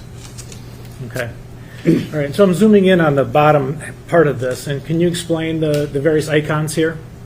Yes, these are examples I talked about before of buttons. I call them buttons you can press on your phone to have certain features occur here. You can certainly see the start in the middle. That's to remote start your vehicle. You can also see a sound alarm, stop the alarm, lock and unlock. Those are the 5 icons there. Okay, and do you know, is there any, does the software require you to put your finger on there for a certain time before it will activate that button? That's correct. In the engineering terms, we call it a debounce time. We try to prevent buttons from being accidentally hit. So for these buttons here, the debounce time is about 500 milliseconds, around half a second. It's not a lot of time, but enough time where it works to make sure we understand you're pressing it, but not so easy that you accidentally press it. Okay.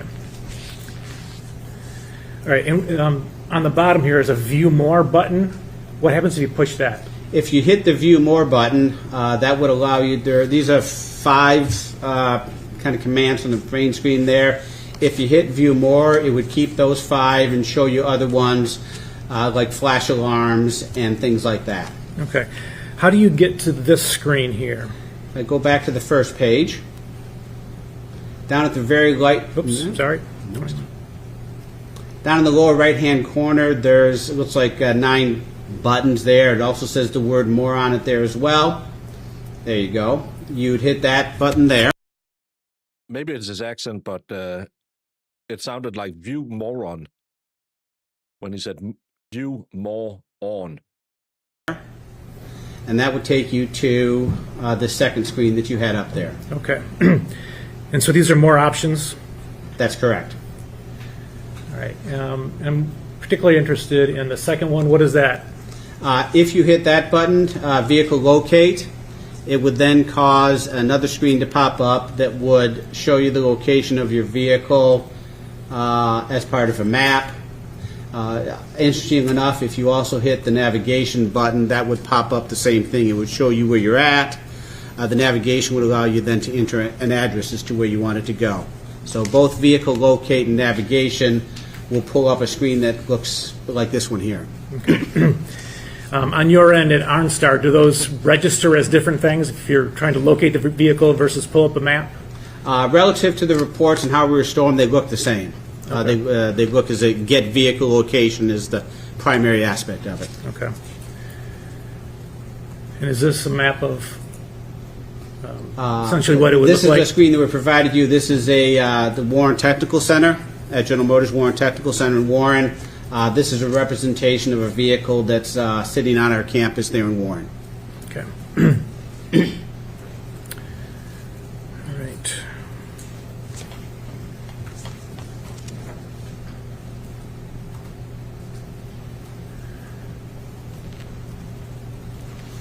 So the records that you produced, were they over a date range? That's correct. Based on the search warrant, we were asked to look for and produce records. The beginning start time is January 1st, 2020 through April 28th, 2021. Okay. And do your records indicate the type of device that is using the My Cadillac app? It's on a couple different pages here. You were asking me about vehicle location. So if I take you to first to a report up the top, it says SRT 110, OnStar Records request for branded app vehicle commands. Okay. On this particular report, as again, we record information relative to interactions with the vehicle. This particular report captures interactions with, the term here says branded app, but the OnStar app on your phone or the Cadillac app on your phones. When you're doing one of the vehicle commands that we previously talked about, lock, unlock, flashlight, or vehicle location requests, we would record those as part of this here.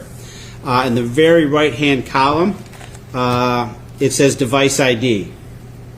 So for each mobile type device that you have, once you start using it, we assign it a device ID. Okay? It's a unique device ID to the device that you're using. It's not the cell phone of the device you're using. There are other electronic information inside a cell phone or an iPad that may be unique to that. We don't have. Thank you so much, Malin. Yeah, we missed that she was in court today, but of course, another kick the can. Have a need to record that as part of our work, so we give it a General Motors-based device ID here. So to answer your question, the far right column is the device ID. Yeah, if any of you are the people who will share that thing on Facebook with, I don't allow Facebook to use my photos. You did.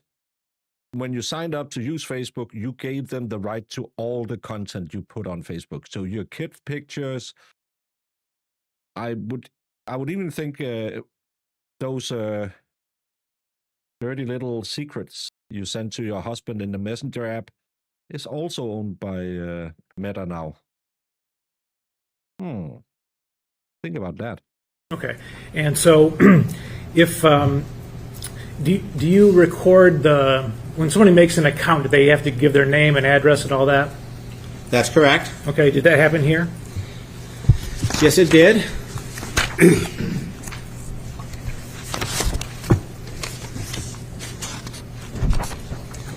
If I could take you to page 3 of 9, I'm going to call it SRT 040, account details. I take you to the third page of this document that you're. Today we have had phone expert, and now we're having OnStar expert. So it's a barn burner of an amazing trial today, Dave. You know, nothing is as interesting as what did the OnStar say on a car that most likely hasn't been used for the murder.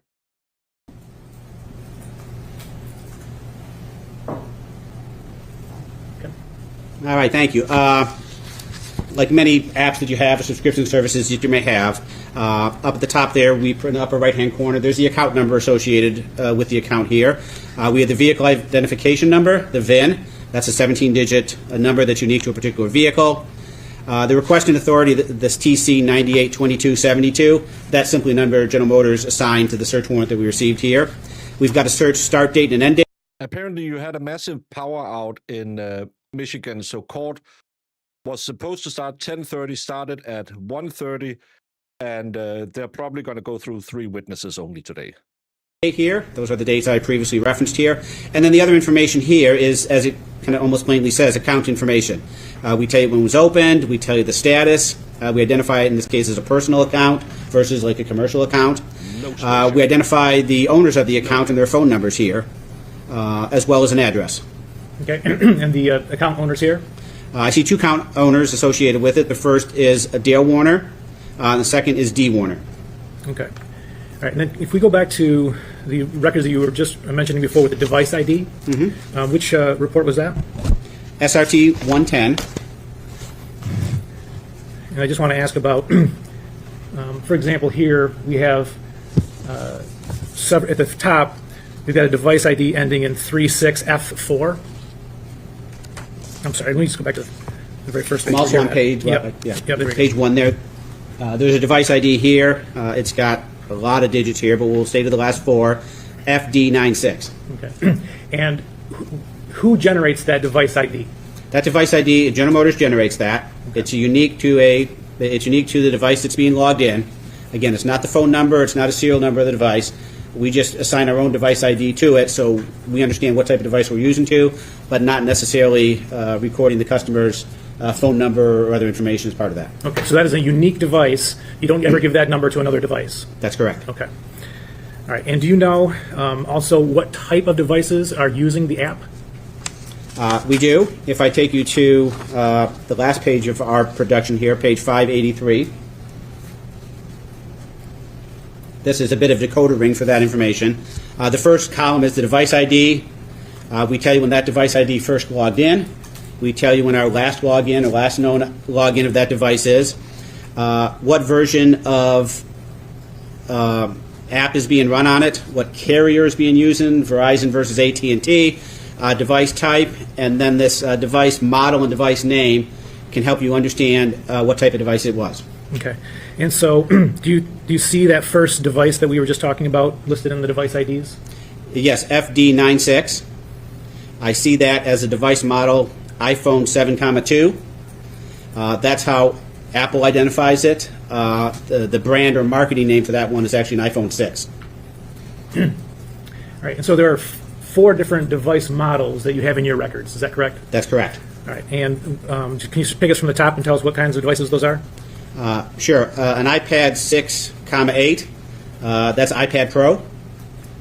iPhone 7, 2. That's an iPhone 6. iPad 6, 8. Again, that's iPad Pro.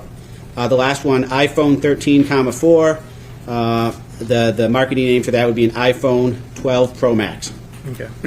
All right. So, and again, correct me if I'm wrong, but each device, even if it's on the same account, is going to get a different device ID. That's correct. Okay.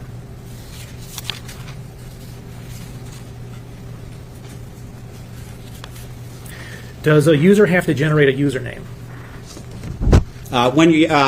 Yes, they do. Okay. When you're logging on to many apps that you have a username and a password that you have to generate to use.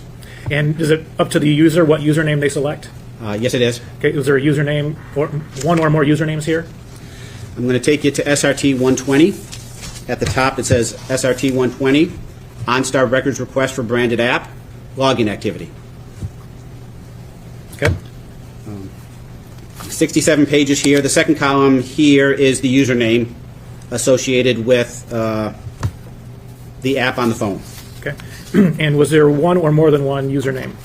I think there's close to 1,000 different login applications here, and only one username is inside of these. Okay. And what is that username?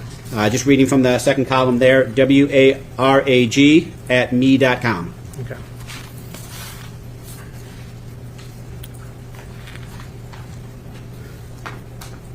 Now, does OnStar record the number of times that someone tried to locate the vehicle?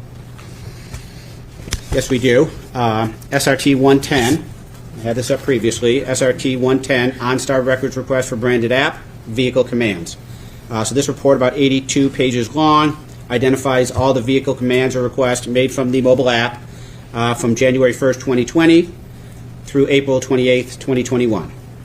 Okay. And how many pages did you say this report is? Just 82 pages. I believe the total number of requests is in excess of 2,100. Okay. And that's 2,100 whats? 21 individual commands being pressed into the phone for on the mobile app. Okay. You say 21 or 2100? 2100. Okay. 2100. Okay, great. And so 2100 times what happened? Well, in these vehicle commands, there are three types of commands, having studied the report, three different types of commands being made here. The majority of them are requests to get vehicle location. If I take you to the fourth column over there, request type, get vehicle location. So from the mobile app that was shown earlier, that would be either hitting the more button to get to the second screen, and then hitting vehicle location and or hitting navigation. So if a customer did those, that would be recorded as a single line in this sheet here. Additionally, there are, I want to make sure I say the word properly here. Let me find an example of it.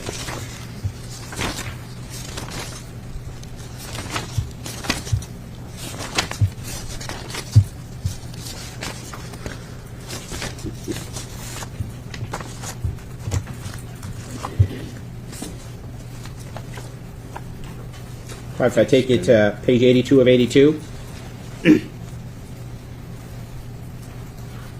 And again, under request type, we already talked about get vehicle location. There's a request type for get vehicle data, and there's also a request type for unlock doors. Those were the three vehicle commands or requests that were made in this 82-page report over the 16-month period we were talked. Get vehicle location, as we talked about, provides the location on a map that we said. Get vehicle data, that was one of the other buttons on the main screen there. Again, it shows you things like tire pressure, oil life, fuel remaining. And then lastly, unlock doors. I think it's fairly self-explanatory. You press that button there, and it would work to unlock the doors of the vehicle. So as you look at these, the get vehicle location is either someone asking where the vehicle is or someone... His case has been moved. There's no date set, but there's a new judge on the case.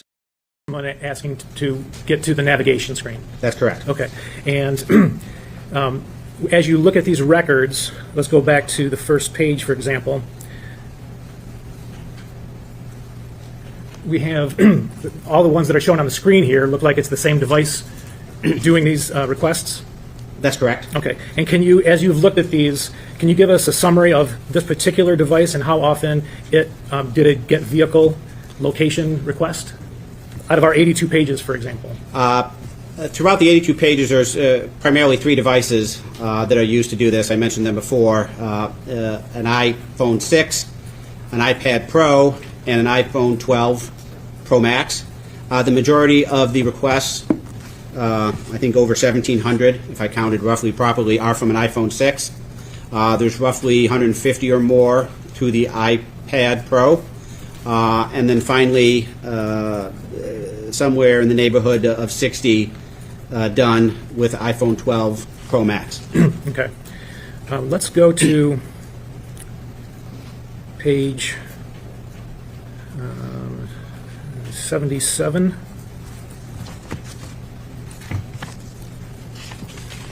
Actually, no, 78 of SRT 110. Okay, page 78 with you.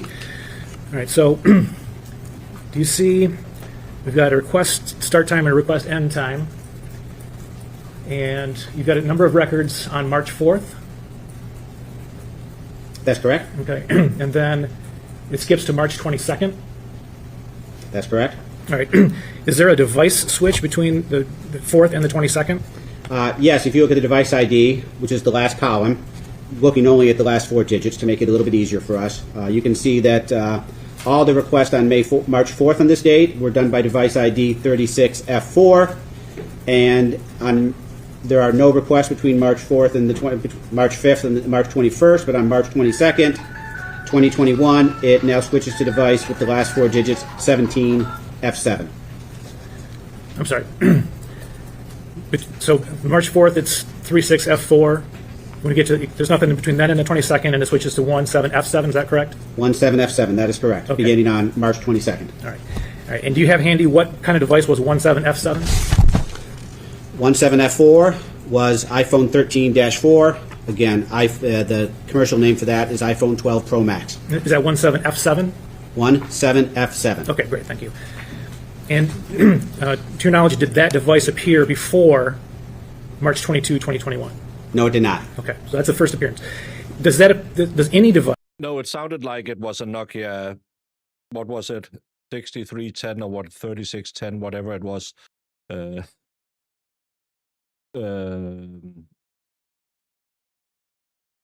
Remember when you could download, well, why am I talking to you old people? Because you remember that. Remember back in the day, turn up your hearing aid. Back in the day when you had a 3610 or whatever your Nokia was called, and you could download these sounds because you had your personal ringtone. Kind of sounded like that.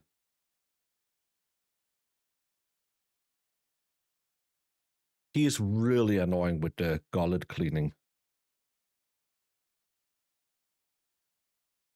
Google Pixel 10a is on sale for $249 right now if you need a new tracking device.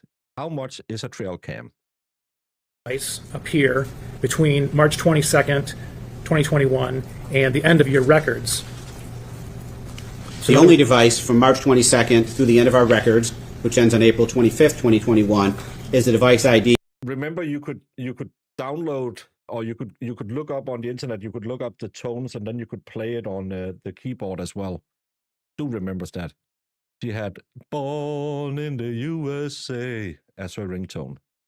17F7, iPhone 12 Pro Max. Okay. And how many vehicle locates did it do between March 22nd and April 25, 2021? I counted those. I believe that to be 59 vehicle location requests in that time frame. Okay. Now, you also mentioned that your records indicate whenever someone uses the app to unlock the car, correct? That's correct. And how many times in this, from January 1, 2020 till April 25, 2021, was the app used to unlock the car? In that entire time frame, roughly 16 months, it was only used to unlock the door twice. Okay. And when was the first one? March 25th, 2021. And when was the second one?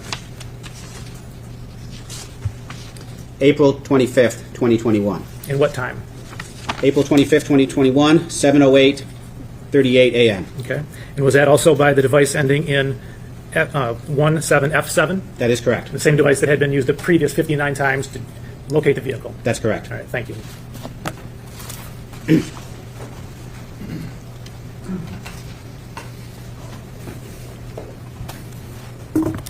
Good afternoon, is Mr. Newell. Yes, Am I pronouncing that correctly? You did pronounce it correctly. Thank you. My name is Mary Chartier. Ms. Saylor is going to pull up the government's Exhibit 29, which would be our page 32. You do an excellent job marketing OnStar with all the different things that it can do, so I want to ask you about some of its features. You know the photograph of the app that was pulled up. Ms. Saylor is pulling that up for us right now, correct? Mr. McCready just showed it. Yeah, yes, it is. So yes. while she's pulling it up, did it look like that in 2021? Do you Yes, know? that's what it would have looked like on an iPhone 12 Pro Max, April 2021. And then would you go to the next page for us? So the More button, which has things like Explore EV, is that what that looked like in 2021 as well? If that's the second slide we put up, that's what it would have looked like at that point in time. Okay, so Cadillac had electronic vehicles at that time? Yes, we did. Okay, terrific. So if you could go back to the other one. So this would be a good representation of what it would look like on the phone. Accurate? That's correct. Now, do you use, be careful with your answer, right? Do you use OnStar? I do. Okay, great. If you said no, that might have a different job you're looking for. So do you use it to like track a vehicle location, so for your children, a spouse, a partner, something like that, to see where they are? I don't use the OnStar app for that particular purpose, no. Okay, have you ever used it for that? No. Okay, so you may not be the person for me to ask then, but so this is what I'm going to ask, and maybe you can talk me through it. So you said you don't use it for that particular purpose. What do you use OnStar for? Remote starting my vehicle on cold winter mornings is one of the primary ones. That's smart. Unlocking it on my way out to the vehicle could be another.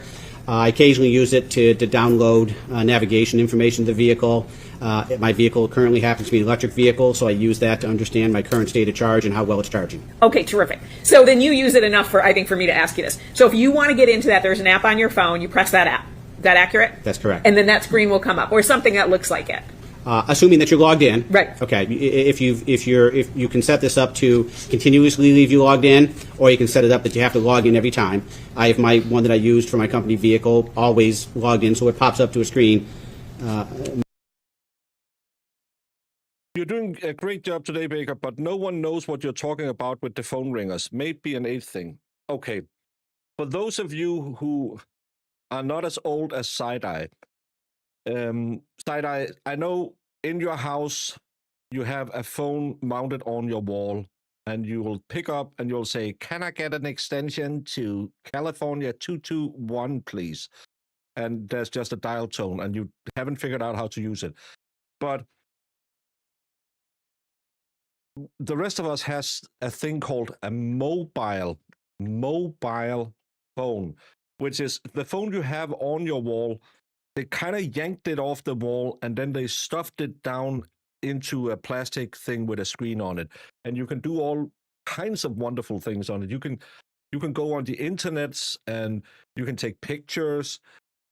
And back in the day when these were very new, back when you probably went from a rotary phone to a touchpad, they had these binary sounding call zone. I know you have your bring, bring, bring, and turned it up to 11. But mobile phones are a thing. For the longest time, I thought they would never catch on. The internet is just a fad, but it is actually quite a thing.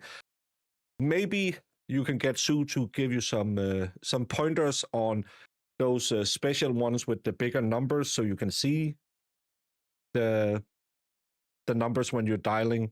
I heard Sue is really fond of it, that they have made these senior citizen approved phones. But thank you for the $5 and the history lesson. Baker's ringtone is Bow Chicka Bow Bow. No, my ringtone is and has been since forever Canyon Arrow by The Simpsons. Yes, the Nokia bricks. My brother actually still has the executive version of the old, and it hurt him when he had to have an iPhone for his job. I'm going to get beat up by Side-Eyes, Jess, yeah. My GMC Denali looks different than this, but fundamentally an opening screen looks like this pops up when I hit the app on my phone. So then if you wanted to find where a vehicle was, what would you press? I'd hit the More button. Okay, so you'd hit the More button, and then you'd go to the next screen. And then you would hit what? Vehicle locate. Vehicle locate. So I was a little confused when you said that. Thank you so much for 27 months, little D. And hope to see you in Dollywood. I need to buy some tickets. Navigation, so it would show up on a singular line. Could you explain what you mean by that when you talked about get vehicle data and navigation? And I was a little confused about your testimony. Sure. There's two buttons up here, one that clearly says vehicle locate, the other one says navigation. If you press either one of those things, as it gets reported into this thing here, it looks the same. It would still say get vehicle location. Of course, one of the reasons for that is when you're going to start navigation, you need to know where you're at in order to get where you're at. So the first thing it does is figures out, get your vehicle location, and then you can set up a navigation from there. So if I were driving the car and I wanted to navigate, and I pressed navigation and then it told me how to get to a particular place, it would show up in the report as get vehicle location? Yes, if you were driving a vehicle and hit navigation, and then entered into, to use it, you'd have to enter in the location that you want to go to. On this report here, it would say, look the same, it would say get vehicle location. Thank you. Now, you said and I'd never heard this phrase before, the debounce time was half a second? That's correct. Okay, so that's the amount of time essentially you're pressing the button. That's correct. Might it take a little bit for things to load? So when I was looking at the report, sometimes there were things almost going on simultaneously. So for instance, if somebody pressed get vehicle location or navigate, and then, well, actually, it would be vehicle locate. So either vehicle locate or navigation. Then it was taking a little while. Does that happen sometimes where it takes a little while to load? When I hit the button, if I reach the 500 millisecond times, yes, it could take a little while for it to load. It has to locate your vehicle. Okay, it has to make a request of the vehicle to find it, and it could. Everybody knows who's trying to make a cell phone call. They don't always go through the first time. It could take some time to find it. Yes. Can I press the button again while I'm waiting for it to load if I'm an impatient person? You certainly can. And then the report shows hour, minutes, and second that the request began, correct? That's correct. And then it shows when the request ends? That's correct. It also shows a duration? That's correct. Is it accurate that the duration rounds up or down? So, for instance, some of them, I looked at one, it said 15.783, but then if you look at the actual start and end time, it rounds up to 16. That's correct. The request and start times are rounded to seconds, whereas the request duration is in seconds taken to hundreds of seconds. Thank you. Does OnStar have a lockout prevention? So if I leave my keys in the car, can I lock it? Yes, you can. Okay, so by using, how would I do that? So I leave my keys in the car, how do I lock it? You would use the OnStar app, and many folks do this, is not to carry their keys around. You would leave your keys in the car, you'd open up the OnStar app, you'd hit the lock button, you'd wait for it to lock. A lot of times you stand there and wait for the click and you hear the vehicle lock. Thank you. And then, with all the amazing things that OnStar can do, it cannot tell you who is exactly pushing the button, correct? No, we can't. And it certainly can't tell you why, correct?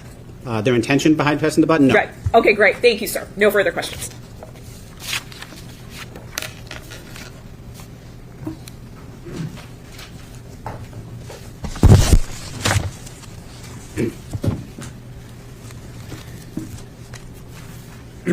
Do the records reflect anything different if you access the map for navigation?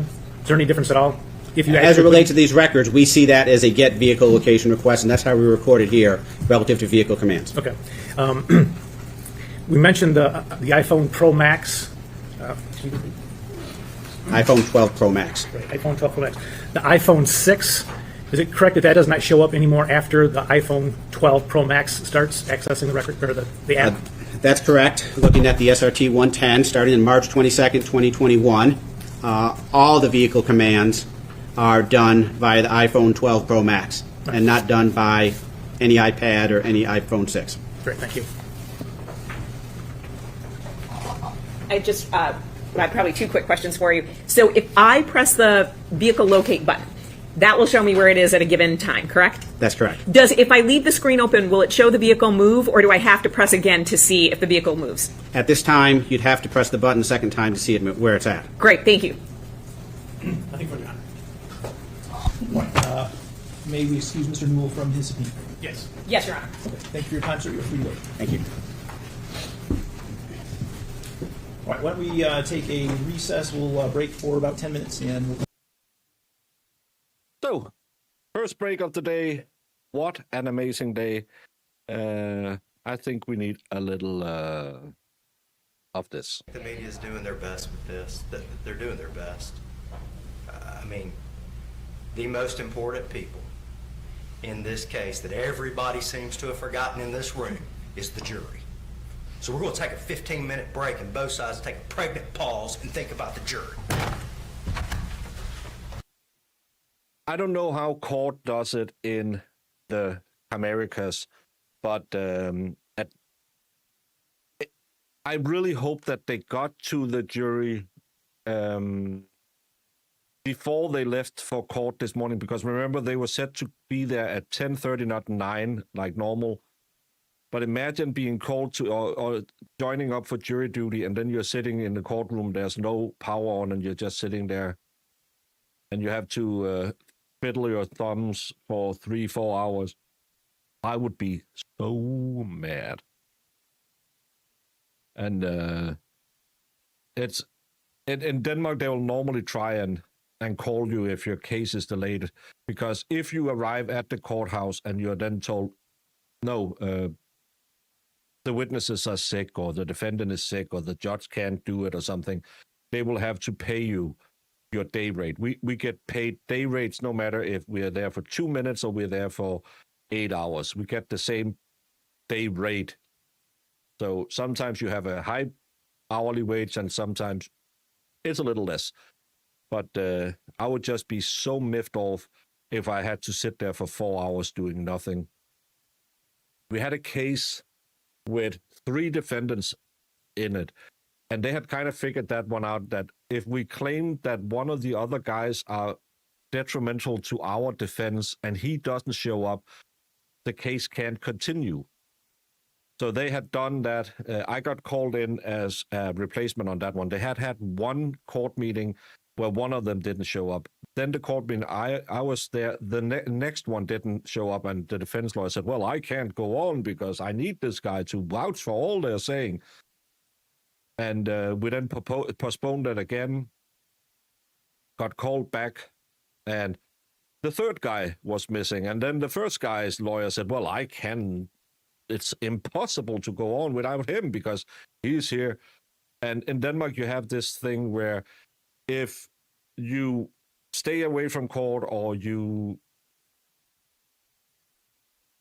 think that they might be trying to game the system, if you are looking at less than X amount of time in prison, we can just further the case. So we'll say, okay, well, if they don't want to show up, don't want to testify, we're going to take it on the basis we have already postponed it. They didn't show up.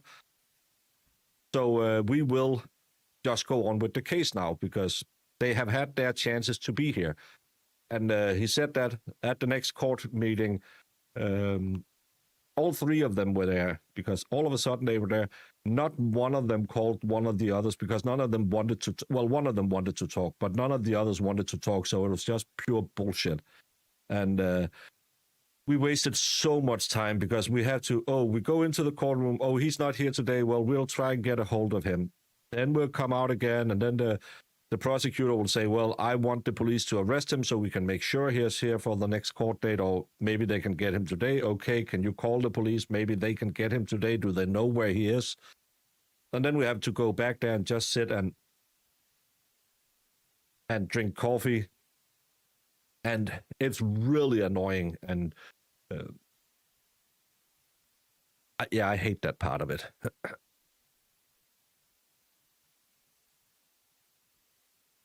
It's a snuggle blanket day. Fog, rain, damp, cold.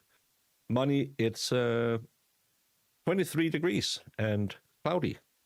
So it's a 2 covers on in the bed kind of night.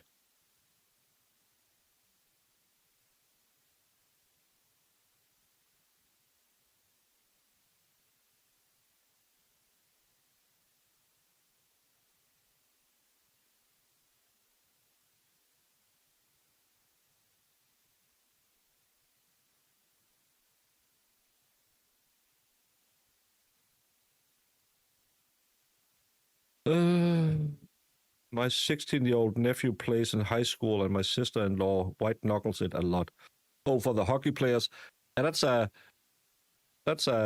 sport where you will be missing some teeth and having a few concussions. That's why everyone should play curling. Denmark is now at 3-3 and have the last stone in the 9th and the last end. And it looks like they have one stone closest to the center, so they could take that, or they could potentially try and go for the knockout of the Swiss stones, so the Swiss can't come back with just one in the last 10th end, but they haven't been super accurate today. Do you at least get some chicken minis out of it? We don't get food. We are paid substantially more than you are for jury duty. We are paid the equivalent of when I paid my taxes and all of that. I have roughly I'm roughly at, I think, like somewhere between $85 and $100, depending on the exchange rate. So we are very well paid compared to Americans. But we'll then have to pay for our own food and stuff like that. We get a coffee, we get water, and that's what we get for it.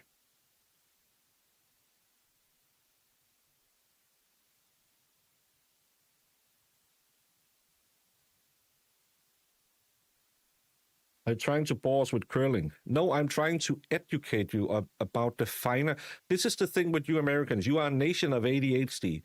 You should watch this and see the tactics. But no, can I just see some toothless hillbilly from South Carolina with no teeth hitting another guy with a stick? What's the fun in that? I like wildlands. That is my Sioux impression. Oh, it's really close. It's really close. I think Denmark is closer to the center. Yeah, Denmark is closer to the center.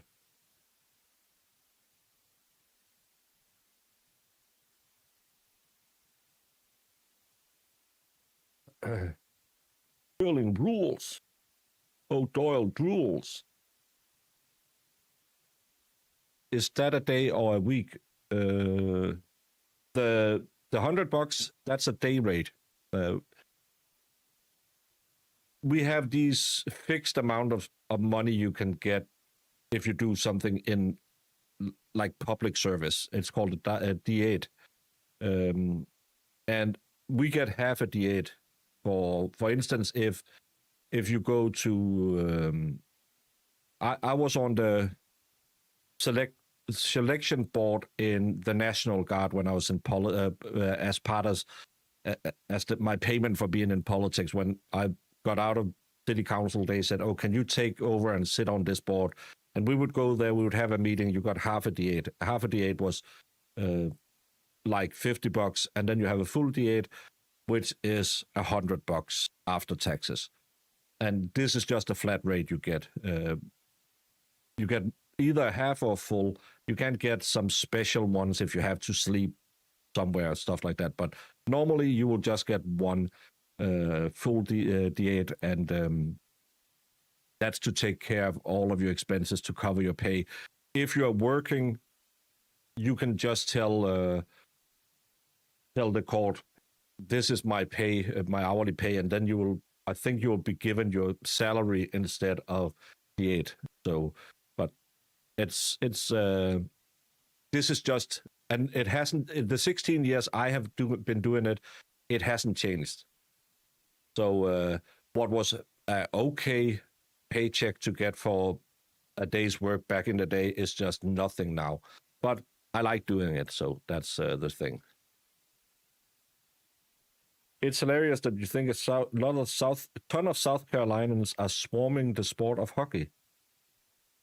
Well, I'm thinking about toothless people who run around with a stick, and I'm sorry, but I can only go by what I know. And I only know one person who runs around with a stick constantly.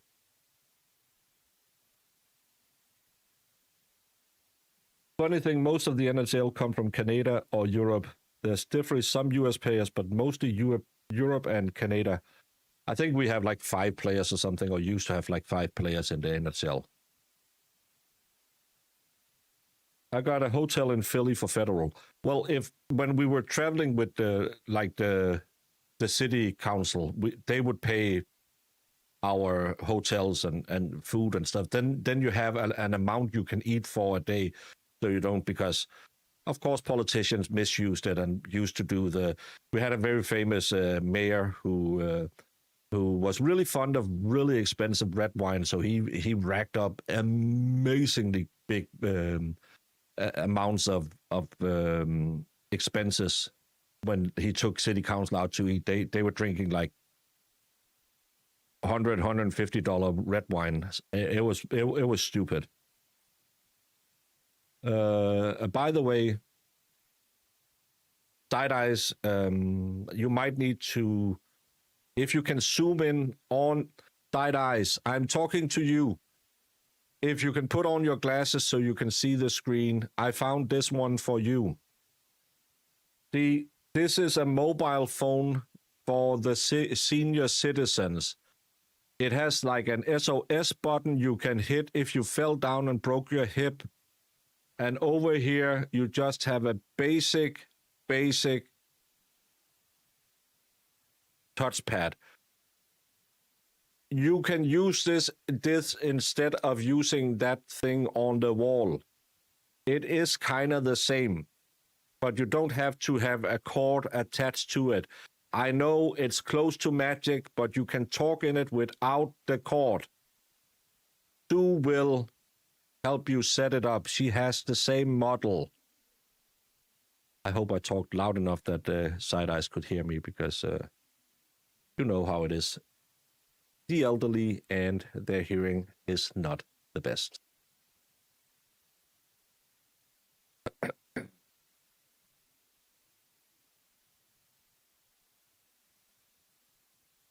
I'm getting Sue to team up with me to throw hands when Baker is states. Why? Why is violence always the answer? I am trying to help you.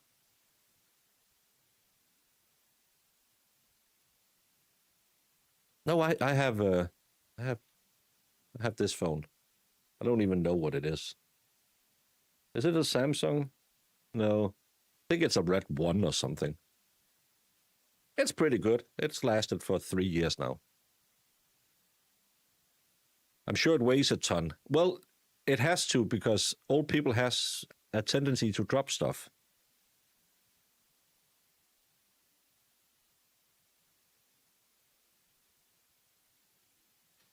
This is why we can't have nice things. I ruin everything by being a meanie.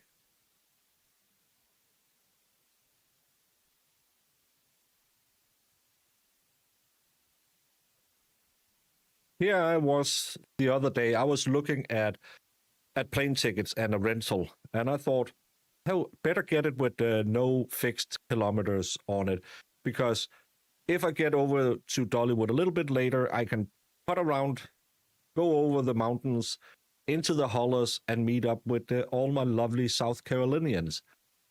And what do I get? Death threats. Instant death threats.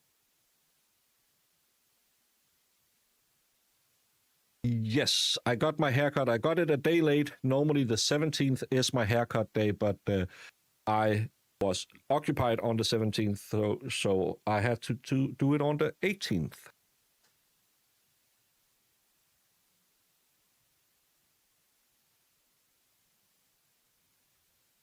Yeah, I have a tendency to attract mean girls.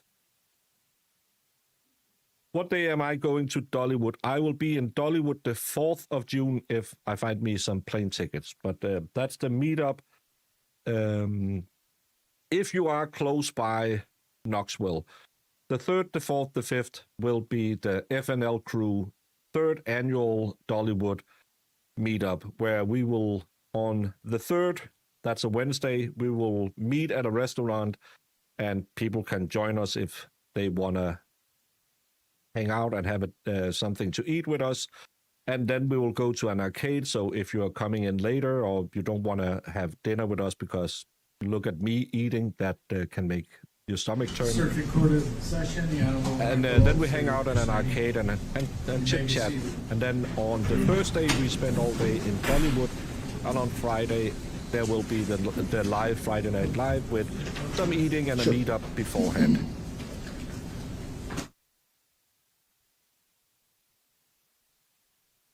Damn it, I'll be in Dollywood the 7th of June. My nephew is wrestling there. Oh, is he in that midget wrestling thing across from Dollywood? They have a midget wrestling show over there. Unlimited mileage. Yeah, but that's because you do numbers wrong. You're jealous of my barber stylist. It's a guy who charged me $20 and it takes 5 minutes. 6 millimeters in the side and a little bit off the top. Can you just send me stuff through expert's address? I think other people are using his P.O. box, yes. Those are the last 3 days of school. Yeah, but we were looking at doing it a little bit earlier this year because it was so hot last year, but then we hit into the last couple of days at Tennessee University. We did that the first year. So it's damned if you do, damned if you don't. So those are the days we will be there. A few thousand kilometers. All right, we are back on the record. Sure there is an evidentiary issue that we need to resolve before our next witness. So, Mr. McCready, if you would like to proceed with argument that you have on That's that, why I go you can do there.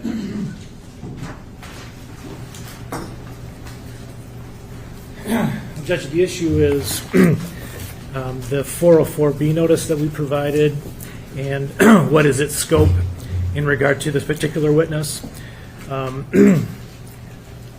Obviously, the purpose of the 404B notice is so that the defense is understands what type of evidence we are seeking to admit and has the chance to, to meet it.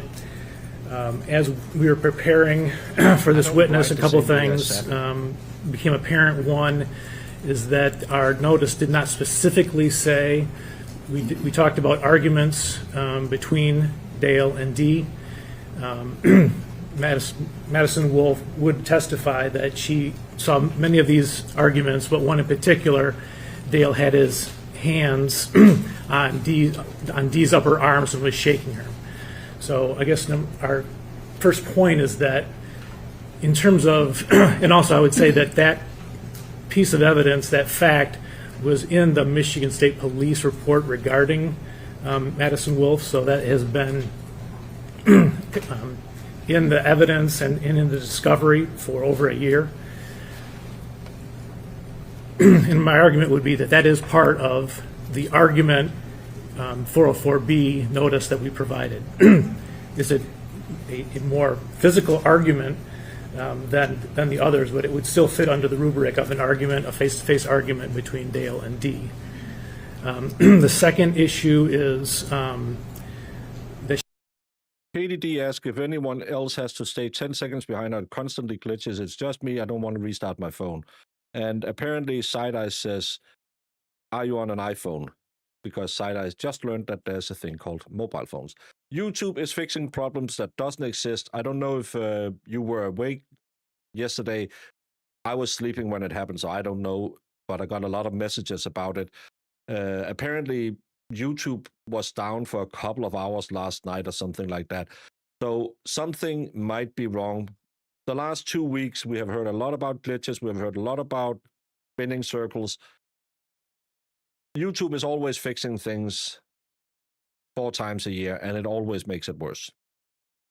She would also testify that about 6 months before Dee went missing, she saw a bruise, a mark good to know, at Dee's hairline, consistent with the testimony of Stephanie Vocal, who testified that it was about that same time frame and the same spot on her head.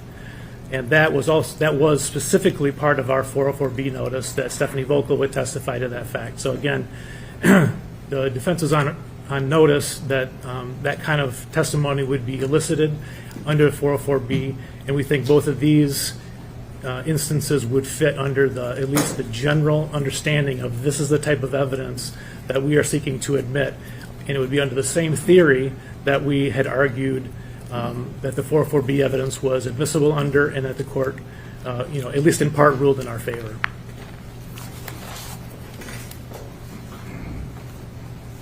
Thank you, Your Honor. The court is well aware of the notice, and number 3 in the notice indicated that Dale and Dee regularly argued in person and via text. There's absolutely no mention of Ms. Wolf anywhere in the notice. They do reference other individuals, including Ms. Vocal. So when we responded and filed our motion to preclude, and then the government filed a reply to that, we were able to specifically pinpoint what individuals had said in their interviews, as well as under oath in the case of Ms. Vocal. So to just say, well, there's a number 3 says they regularly argue, does not put the defense on notice that Ms. Wolf would come in and claim that she saw Mr. Warner holding Ms. Warner's shoulders during an argument. Likewise, for the mark on her hairline, the government specifically mentions Ms. Vocal, but noticeably precludes Ms. Wolf. And so given that Ms. Wolf is about to testify, and essentially we were notified of this morning, and that was part of what we had discussed in chambers, I would ask the court to preclude that.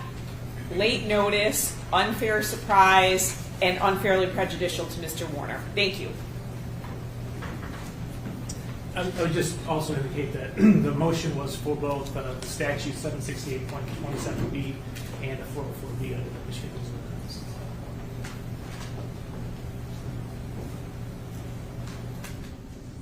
Okay, so both the statute 768.27B and the Court Rule 404B require notice of the other acts that the people would like to present evidence about. So the question first is whether the notice in this case was sufficient with respect to this incident. And in looking at the people's notice, they listed, I think, 8 separate things. Some of them were general categories. Others were specific incidents with respect to specific people. And at this point, the people are requesting to admit evidence with respect to a specific issue, which I think would qualify as an act under 768.27B, indicating that they provided notice in item number 3, Dale and Dee regularly argued in person and by a text. I don't think that that notice is sufficient to give the defense a real understanding of what incident was the people are trying to admit under that category. It's a general category. It doesn't make any reference to any specific incident. It doesn't make any reference to any report, although it is disclosed in a report. It doesn't make any reference to any report to tell them what we might be talking about or who even might be testifying about it. So I don't think that the notice was sufficient to cover this incident.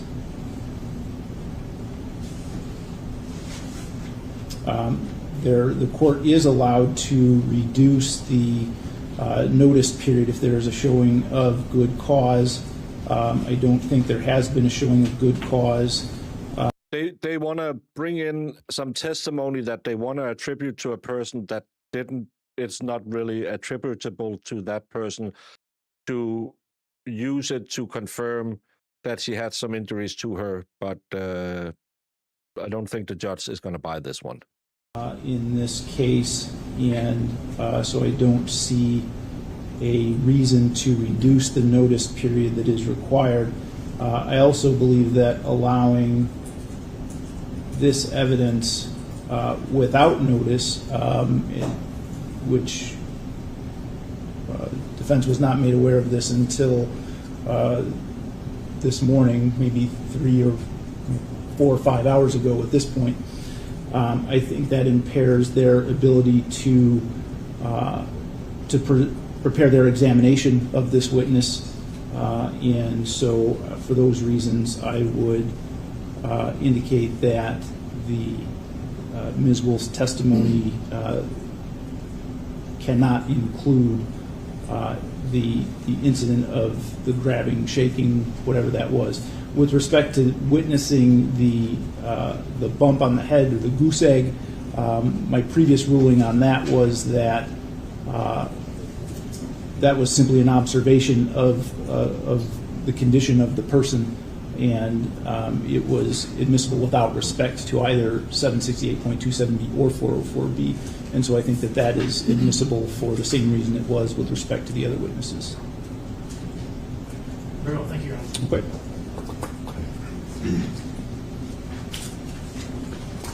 All right, are we ready to bring the jury back? Yes, Your Honor. Yes, Your Honor.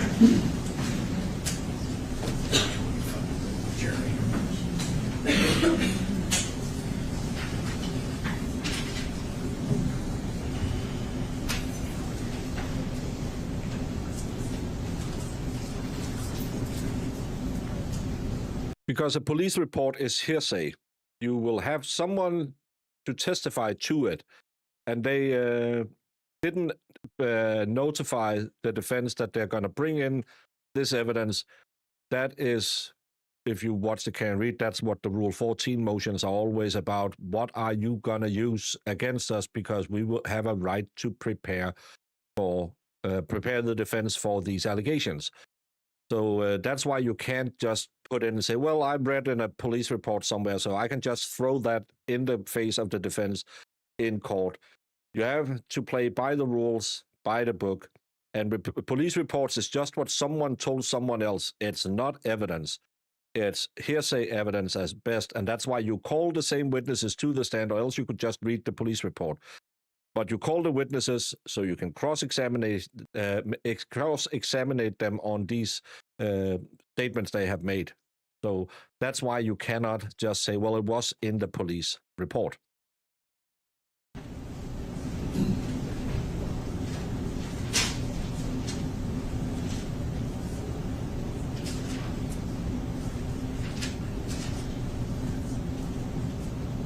People are so nice to Sue in her pregnancy. To work for her, so I... How old? Sorry. Raise your right hand. Do you swear or affirm to tell the truth, the whole truth, and nothing but the truth under penalty for perjury? Yes. Okay, you can go ahead and sit down. Please try to keep your voice up as much as possible so that we can all hear you. Good afternoon. Please tell us your name and spell it for the record. Yes, my name is Madison Wolf. It's MADISONWOLF. And do you go by Madison or something else? Maddie. Okay. And did you know Dee Warner? Yes. How did you know her? I started working for her back in 2015, I believe. I was like a personal assistant and a nanny. And how old were you at that point in time? 16. Okay, so still in high school? Mm-hmm. Okay. You have to say yes or no. Sorry. Yes, sorry. And, I mean, how did you even know Dee at that point in time? So I started 4-H. My parents had separated, so I was trying to find something to do. And then during 4-H, she needed someone to work for her, so I introduced myself, and it kind of just went from there. And what kinds of things did you do? I watched Alina. She kind of had different tasks for me to do. I'd work in the office, I would clean the home, go with her, get groceries, stuff like that. Okay, and what kind of a schedule? Was it just random, or did you have a set schedule? She was really good with working with my schedule, but it was like a Monday through Friday thing. Okay, so every day during the week you're over there? Mm-hmm. Yes. Yes. And what about weekends? I would go over and hang out with her on the weekends. Okay, so did you develop a personal relationship with her then? Correct. And tell us about that. She was like a mom to me. She really stepped up when I needed somebody, so. You indicated your parents were going through a divorce? Correct. Okay, did Dee kind of step in then? Correct. All right. And so would you do things, besides just at the house? Like if they went on vacation, would you watch the house, or what would you do? I did go on vacation with them to Disney. Okay, once or more than once? Just the one time. Okay. And when you watched Lena, what kinds of things would you do with Lena? It just depend. Like we would cook, we would bake, we would go outside. I would take her to the store, stuff like that. Okay, and would you do things just with Dee? No, it was usually with Lena too. Okay. Oh, also with Lena? Mm-hmm. Okay. And what kinds of things would the three of you do? Shopping. Okay. Yeah. That was the big one? Yeah. Okay. Did you feel like you were close to her? Yes. How would you describe her as a person? Very loving. She would back you in any situation possible. Kind-hearted. Very strong woman. Okay. Would you describe her as tech savvy? Not necessarily. I mean, she wasn't really good with electronics. I tended to help her with a lot of that. Okay. Passwords. How was she on remembering passwords? Not good at all. I actually memorized most of her passwords because she would get logged out. Okay. Did you ever drive in the Escalade with her? Like ride in the Escalade? Correct. Correct. About how many times? A couple times, or almost weekly, or what? Weekly. Okay. Did you ever see her use her phone for navigation? Yes. And do you know what kind of app that she would use to navigate? Just the Apple map on the phone. Did you ever see her use My Cadillac for navigation? Not that I'm aware of. Did you ever see My Cadillac even on her phone? Not that I'm aware of. Okay. And how many hours do you think you would be at the Munger residence on a normal day, like a normal weekday? It depends. I would go to school, I'd get off at 3, I'd hang out there until maybe 6 7 or 8 o'clock, and then sometimes I would stay or sometimes I would go back home. So sometimes you would spend the night? Correct. Okay. And was that just a random thing, or would there be specific instances where you'd stay the night? It started off when I would just watch Lena, and she'd be going out. I would stay with Lena, but then it kind of just sometimes I was just staying to hang out. Okay. You mentioned shopping was a big event. What would you do with the purchases when you got home? Sometimes we would leave them in the car, or I would take them up through the attic and put them in the one of the rooms upstairs. Okay, which car would you normally take? The Cadillac. And where would you park it when you got back, normally speaking? In the garage. Okay. And so sometimes you would leave the purchases in the Escalade? Correct. Why would you leave them in there? Objection, speculation, and hearsay. If you know, for your own personal knowledge. Like from what she had told me? Is that how you know? Yes. Okay. Yes. Then I will move on. You said the other thing you did was to take them up through the attic, if I got that correctly? Correct. And what does that mean? Like I would go through the garage up to the attic, so Dale wouldn't see the purchases. Okay. Objection, move to strike based on hearsay and speculation. Okay, I agree. So, again, we have heard about this before, that Dee apparently is hiding purchases, but so was Dale. He was hiding all of those electronic purchases. It's a really weird... Someone was asking me in a YouTube comment, oh, by the way, thank you so much.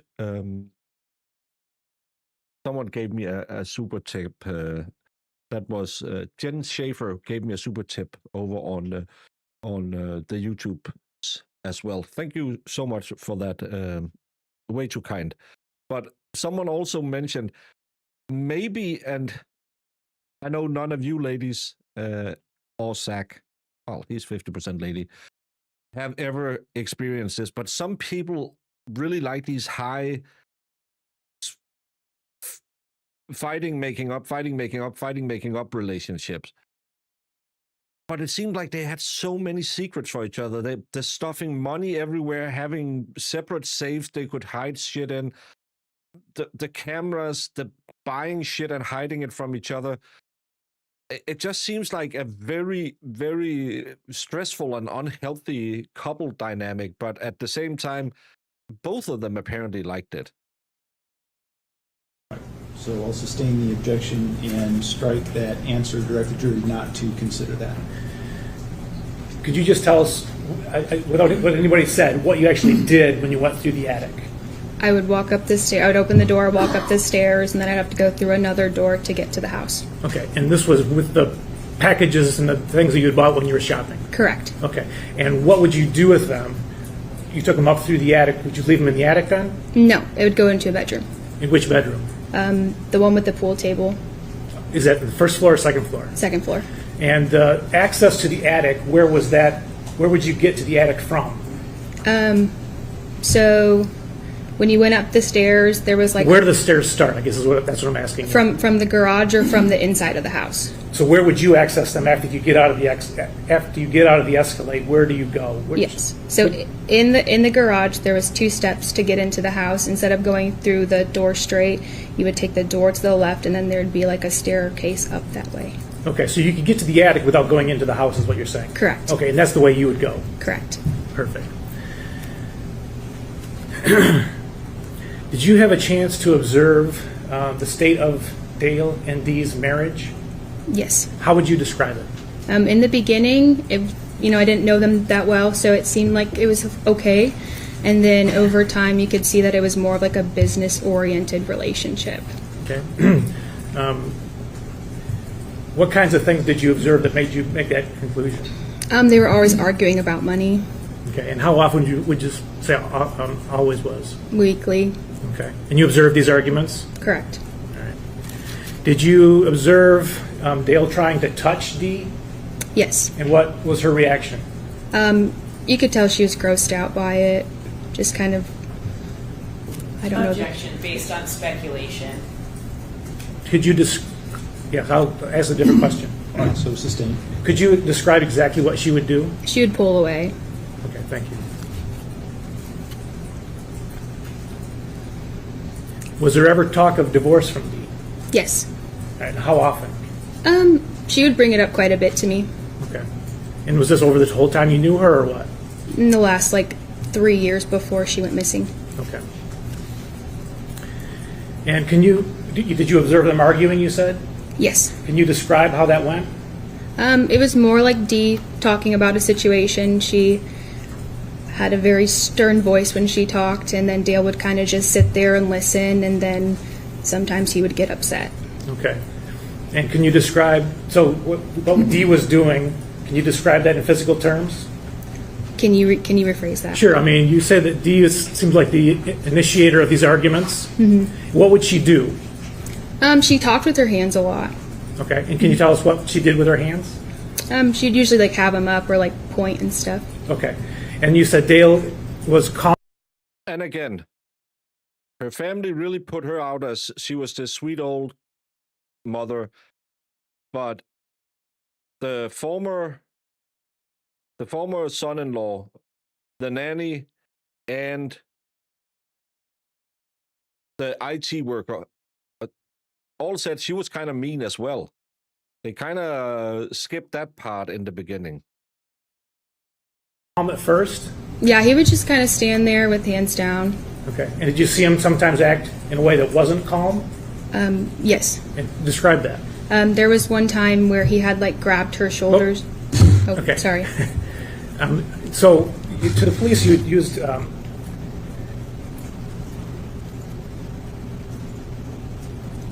me move on from there. Sorry.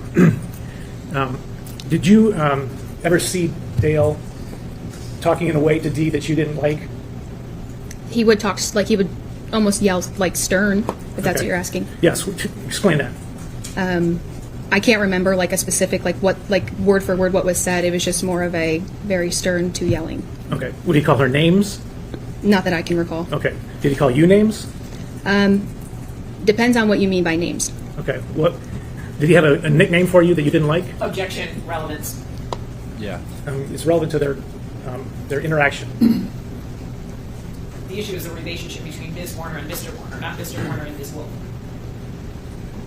Well, if she was present for arguments and this was happening in that context, I think there is some relevance, so I will overrule that objection. Okay. Did he have a nickname for you that you didn't like? Yes. What did he call you? Fluffy. And what did that mean to you? I used to be severely overweight, and so that's something that he would call me. Okay. And what does fluffy mean?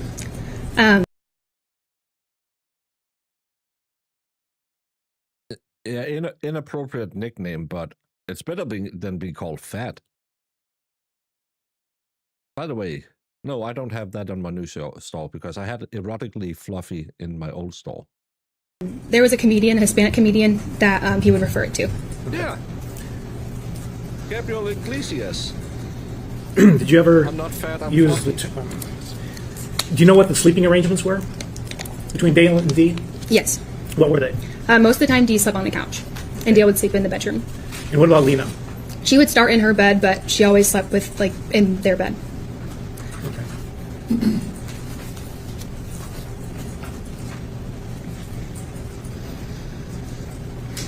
And again, if he just calls her fluffy because she's a fatto, yeah, that's rough.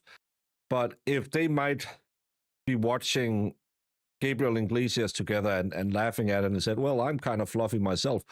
We don't know when he started using that nickname and in what situation he did it. It's, again, everything you say will be interpreted in the worst way if you are ever in court. Was there ever a time when Dee showed you an injury that she had in her on her head? Yes. Okay. And can you describe the injury that you saw? It was a bruise/bump on her head. And where was it? I can't remember which side, but it was either around this side or this side. Okay, so you're saying both at the hairline? Yeah. On one side or the other of her head? Correct. And do you recall, in relation to when she... As a grown-up, no, you probably don't do that to a 16-year-old. Me and my buddy would call each other fluffy because we were watching Gabriel Iglesias, and both of us are manly men with a little of a thick bone. She went missing in April. How far before that you saw this injury? I can't recall at this time. Okay.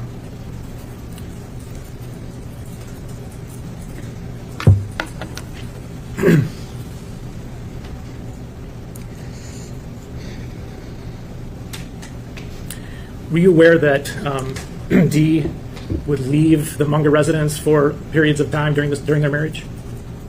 Can you rephrase that? Sure. Were there times that Dee packed up and left? Yes. Okay. And do you know whether she would leave Lena or take Lena with her? She would take Lena, and there was a few times I would go with her. Okay. And the times that you didn't go, were you aware that where Dee was? Yeah, I didn't really take that into account because, again, if it was a joke where she came in and said, "Oh, did you see Gabriel Iglesias? I'm not fat, I'm fluffy." It would still be inappropriate especially when you're an employer. I will bow to Sue's wisdom for once. Oh, just saying the words hurt me. Yet Denmark just lost. Stupid curling. I hate curling. Dumb curling. But I am agreeing with you, Sue. Put it in the calendar. Sue was right. We are talking about Wednesday, the 18th of February at 9:58 p.m. Danish time. I said the words. Sue is right.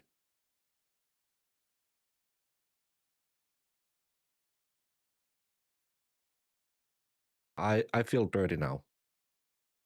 Sometimes, I mean, we always didn't communicate like daily, but yeah. Okay. Like I should rephrase later on, yeah. Go ahead. What were you gonna say? So when that started to happen, it was more like later on when I was going to like college and stuff. Before. So it came to a point where you were going to college and you weren't around as much? Yeah. Okay. And when was that?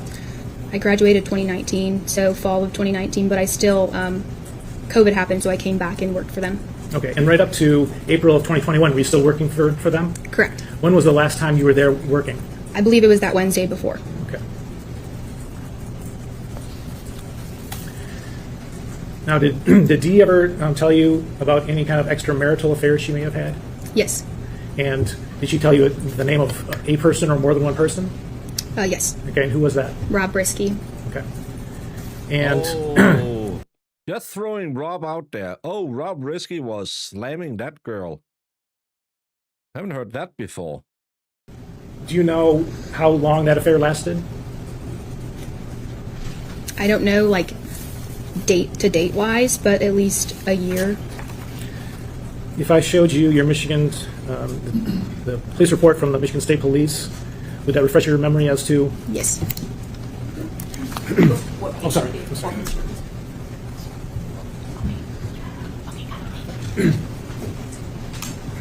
Thank you.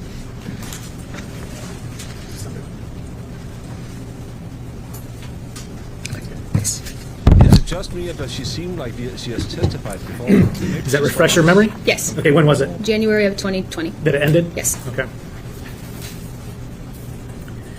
And did you see in yourself, not from anything anybody told you, did you see how he was listed in Dee's phone? Yes. What was he listed as? His name was Michael in her phone.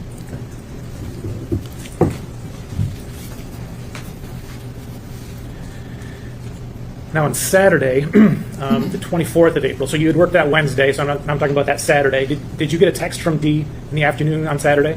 Yes. And do you recall the general subject matter of the text? Yes. And what was that? She had gotten a text, I believe, from Terry, Nyrik's girlfriend. It was just a very nasty text. Okay. I'm going to show you people's 87. And she's 25, 26 years old. She seems really mature compared to some of the other witnesses. Look on that.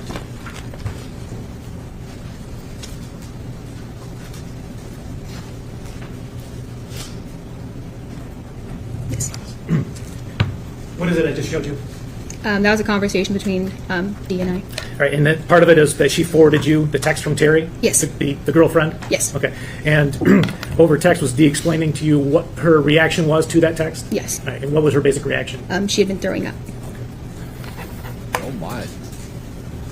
I had the same reaction I had to saying Sue was right. Were you at the property at all on Sunday the 25th? No. Or Saturday the 24th? No. Did you find out at some point that he was missing? Yes. What day of the week was that, if you recall? Sunday.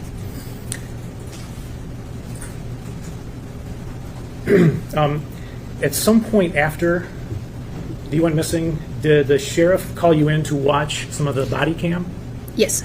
And approximately how long after she had gone missing did you go in to watch the body cam?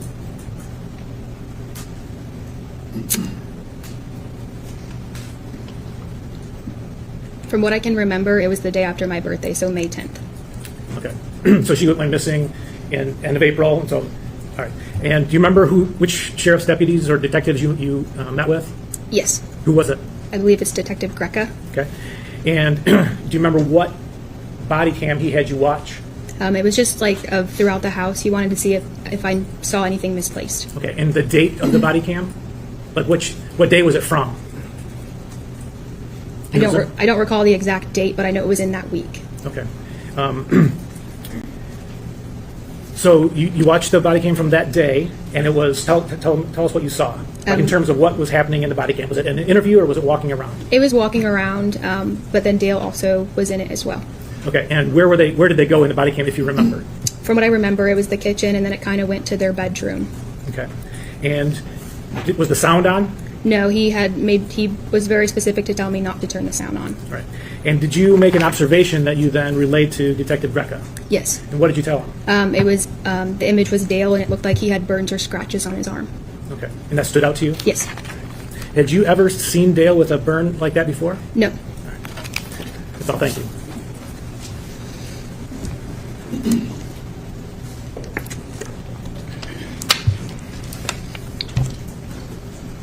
I really like this witness. It's been a good day today. Good afternoon, Ms. Wolf. My name is Marissa Vinsky. I just have some questions for you. So with starting to work for Ms. Warner in 2015, you worked for her for about 6 years, is that right? Correct. And you talked about how she was like a mother to you. Would you classify yourselves as best friends? Yes.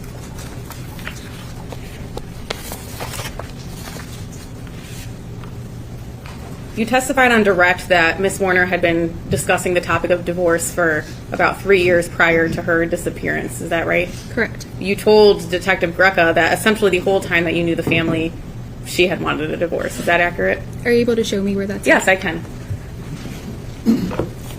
It's going to be page 30.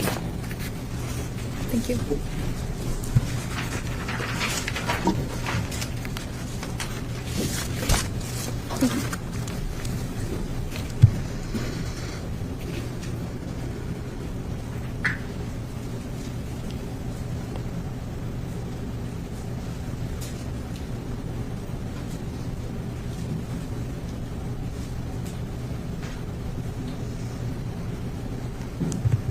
So you'd agree with me, it says that you, essentially the entire time that you knew the family, Ms. Warner wanted a divorce. If that's what the document says, then yes. Is that what the document says? Yes. On April 24th, 2021, the government talked about text messages with Ms. Warner. Do you recollect that? The day of? Correct. The day before she disappeared, April 24th, you had a text message exchange with her? Correct. And Ms. Warner essentially, due to this argument, said she just couldn't handle it anymore. Do you remember that conversation? Was that in the text messages? Yes. Yes. Then. And when she said that, you really didn't read into it at all because that's stuff that Ms. Warner would often say, correct? Correct.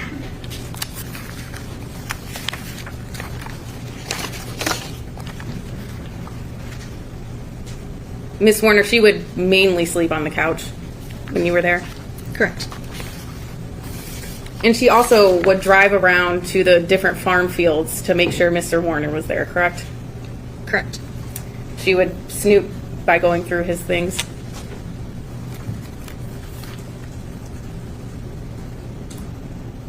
Can you give me an example? When you were with Ms. Warner, she would go through Mr. Warner's items and go through his things and try to figure things out. Do you have like an example of it? If you look in the document in front of you, page 29, you told Detective Greca that Ms. Warner would snoop by going through Mr. Warner's things. It was on page 30, so I believe if you just flip it over, it should be page 29. Is it what else is highlighted as well? Yes, it would be a highlighted portion. Thank you.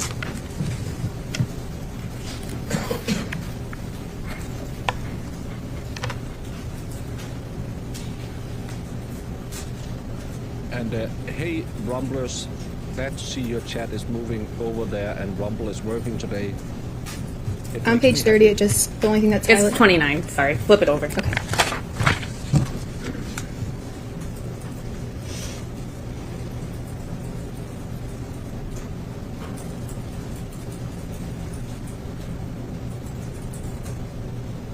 She's 26. So Yes, way thank you too for showing old me for that. you. Yeah, so Miss Warner would go through Mr. Warner's things, correct? Yes. And can you give me an example of what you meant by that when you said that? I was given a checkbook in Dee's name that Dale had and also a cell phone. That was Dale's.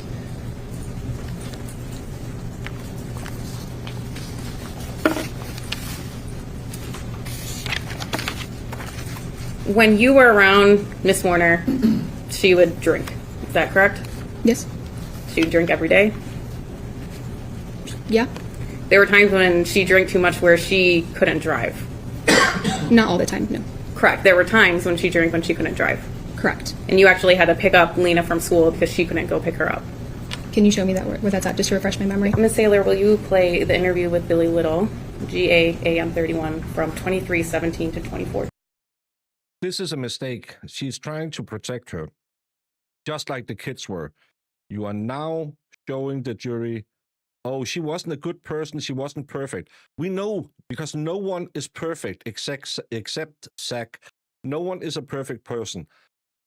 But you trying to cover over her and say, well, no, maybe, yeah, well, instead of just saying, yeah, sometimes she got a little too heavy in the mom juice in the morning. Just say it. Yes, she was drinking. They have it on tape. Now you look like you're trying to cover something up and you come off a little bit less trustworthy. And she has been a really good witness. I really like it, but she got the defense dementia as soon as the defense started asking questions that's a little, maybe putting Dee in a bad light, instead of just saying, yeah, well, yeah, it happens sometimes. Not that often. It happened. 26.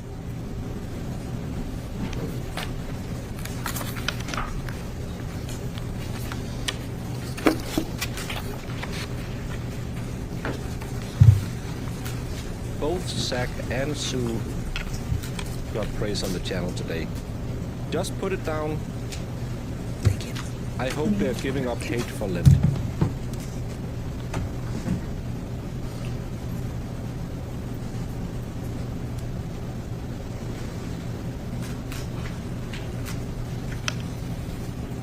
Yeah, don't ask the judge that, because then people will sit and Google your name, and then they'll find that picture that you forgot that you put on Instagram from that night in Boca Raton.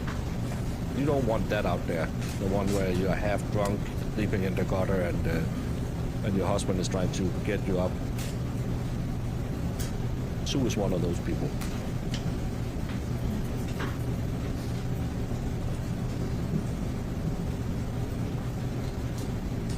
I was supposed to be a witness once, but after the lawyer interviewed me, the defendant changed his plea from not guilty to no contest. They said I was going to bury the defendant if I testified.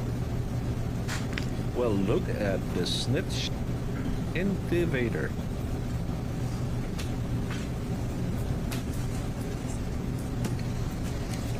Thank you. So Miss Warner would have you drive to pick up Lena because she could not drive due to drinking. There was one time, yes, and she would ride with me.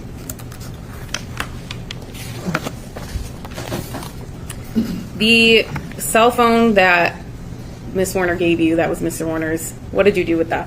She told me to keep it, and then I gave it to, I believe, Detective Greca. At the time you met with him on May 10th? I believe so, yes. Miss Warner would always walk to the office, is that correct? Can you refresh my memory? Yes. Do you still have the document, the police report in front of you for your interview with Detective Greca? It's going to be on page 30.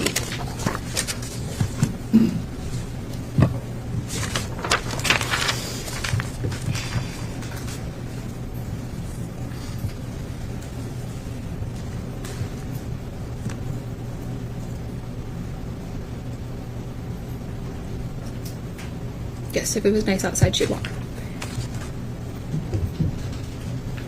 When the last year that you were with Miss Warner, not only would she walk to the office, but she would walk many places. What do you mean by many places? In your words, she would walk everywhere. Well, if she was going to go check on, like, the employees, and there's a barn right next door to her house. She would leave her house and walk to various places. Is that accurate? Is that what I said in an interview? Yes, it is.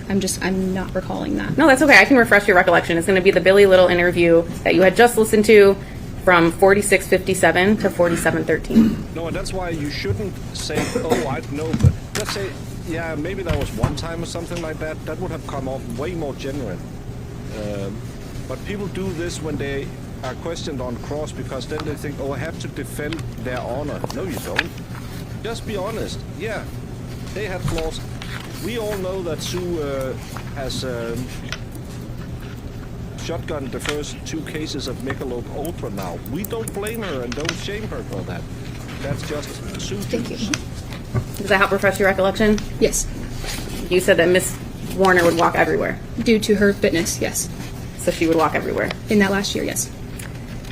And then finally, you had testified about seeing a bruise on Miss Warner's forehead. Do you remember that? Yes. When you met with Detective Greca on May 10th, 2021, that was about 2 weeks after Miss Warner had disappeared, correct? Correct. And you never mentioned that bump at all on her forehead in that interview to him. Okay. Is that true? I don't remember the full interview. You can read the police report if that would help refresh your recollection. The interview is probably 55 minutes. So would you believe me if I said that you did not mention that bump at all? It's the way when she's doing that. Oh, I don't mention the bad things. Again, was she hiding stuff from Dale? Just say yes, because everyone does. She knew instantly who the guy she was banging was, so she must have known that she was a little too heavy on the drinky poo. But at the same time, her walking all over the place. Yeah, she was walking around on the property. That was kind of a backfire. If I did not mention it during that interview, then I did not mention it during that interview. Okay, thank you.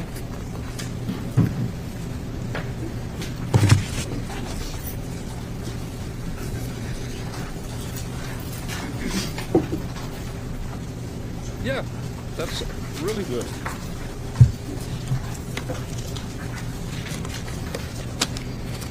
That's because I have court turned way up high because we couldn't hear court the first 2 days.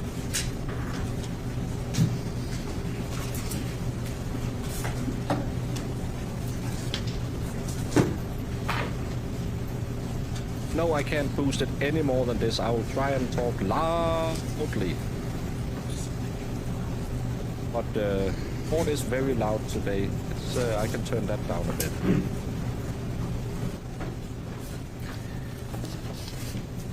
You indicated that Dale had Dee's checkbook, is it? Dee's nuts. Is that correct? Correct. Can you explain that, how that happened? I don't remember the situation play by play, but that she had found a checkbook in her name that he had. Objection if this is based on hearsay. So unless she witnessed this, and then it would be personal knowledge. This is just responsive to the questions that the defense was asking. I understand that, but I don't think there's a foundation yet for this information to know how she knows. So Okay. I think we need that before she can answer. All right. Do you know, other than Dee telling you?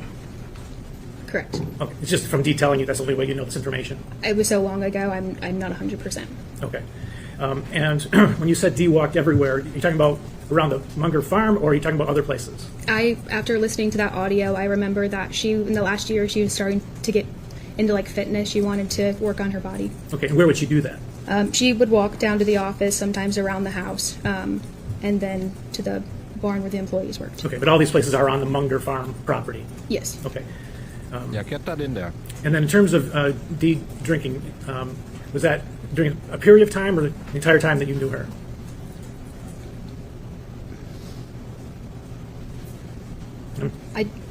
I don't remember, I don't believe it was the full time, no. Okay. Was this something that stuck out in your mind as Dee has a problem?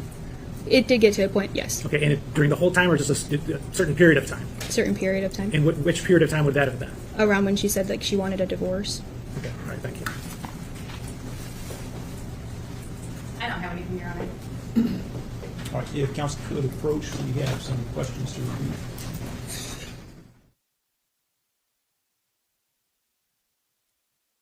That was a good rehabilitation. All the things that I said that I thought that she shouldn't have done, he got it up there, and I like this prosecutor when he's not clearing his throat. I think the defense, they don't have much to work with. They are doing a good job for what they can do. But the prosecution also seems pretty good. I don't like that they tried to sneak in some stuff they hadn't warned the defense of. But I think they're pretty good. They get a little leading sometimes, but it's absolutely not the worst we have seen.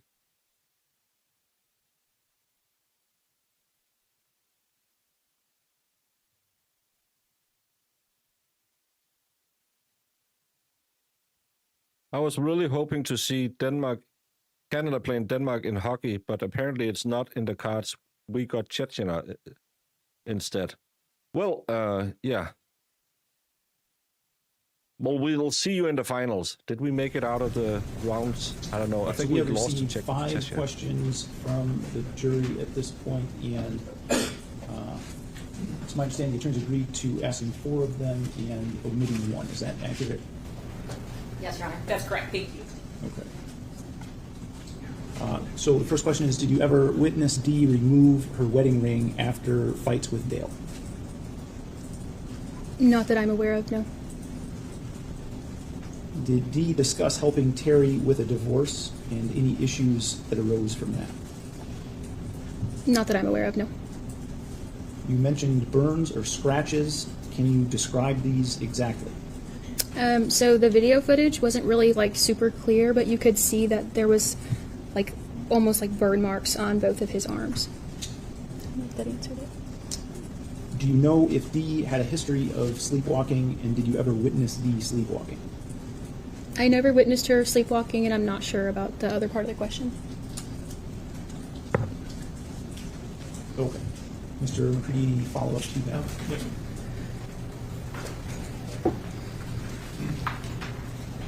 The truth. I just need to plug back in.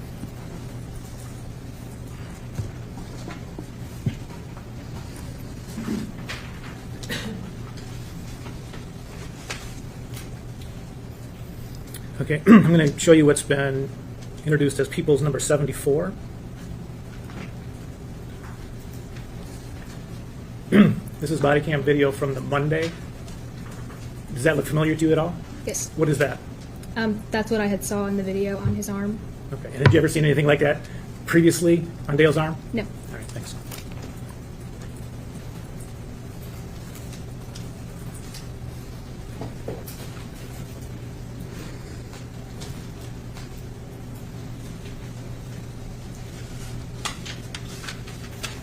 Ms. Wolf, was there a time that Miss Warner thought that she lost her wedding ring after a vacation to Florida? Yes. And that's because she chose not to wear the ring during the whole vacation? That's not what I heard. I don't want to get into what you heard. Obviously, it's hearsay. So you remember a time when she thought she lost her ring after a vacation in Florida? Can you rephrase that? Because only part of that is something. So I just asked you if you are aware of a time that Miss Warner thought she lost her ring. So I'll break it up there. Yes. I was going to end it there. Nothing further. Thank you. All right. May we excuse Ms. Wolf from her subpoena at this point? Yes. All right. So you are free to go, and you don't have to report any further. If you want to come back and come in court, you're able to do that if you wish. Thank you so much. Good witness to end the day with. That was a good witness. Okay, it is approximately 20 after, ladies and gentlemen, so we're going to break here for today. We will resume tomorrow morning at 9 a.m. or as soon thereafter as we're able to depend upon some other dinners that the court has. Bless you. So I'll actually be back just shortly before 9. So we have to read us about pleaded? Thank you, I do. It's sitting right here in front of me. I appreciate that. All right. I like that a juror asked, are you going to read us admonishment not to go look at everything?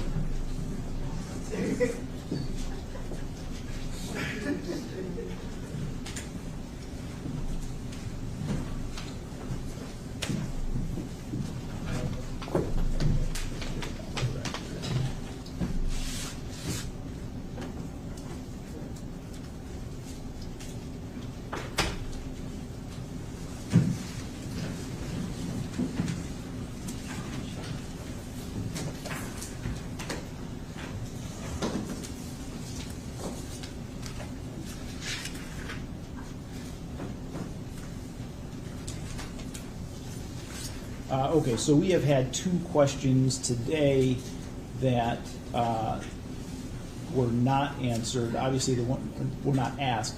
Obviously, the ones that were asked were read on the record. It would be my normal practice to read the questions that aren't asked outside the presence of the jury so that there is a record of those. I do acknowledge I haven't done that yet with a couple of others. So I will go back through those tonight, and we'll put those on the record maybe tomorrow morning. But the 2 that were asked today that were not, the 2 questions we received that were not asked. First was Brian Bush said he paid for the tracker, and Stephanie Vocal said she paid for it. Will that be verified in the future, or are we to assume they are both telling the truth and decide for ourselves? Again, all counsel agreed that that was not an appropriate question under the Michigan court rules. And the second question is, did you form any opinion of what you thought may have happened to Dee? And that was the question for Ms. Wolf.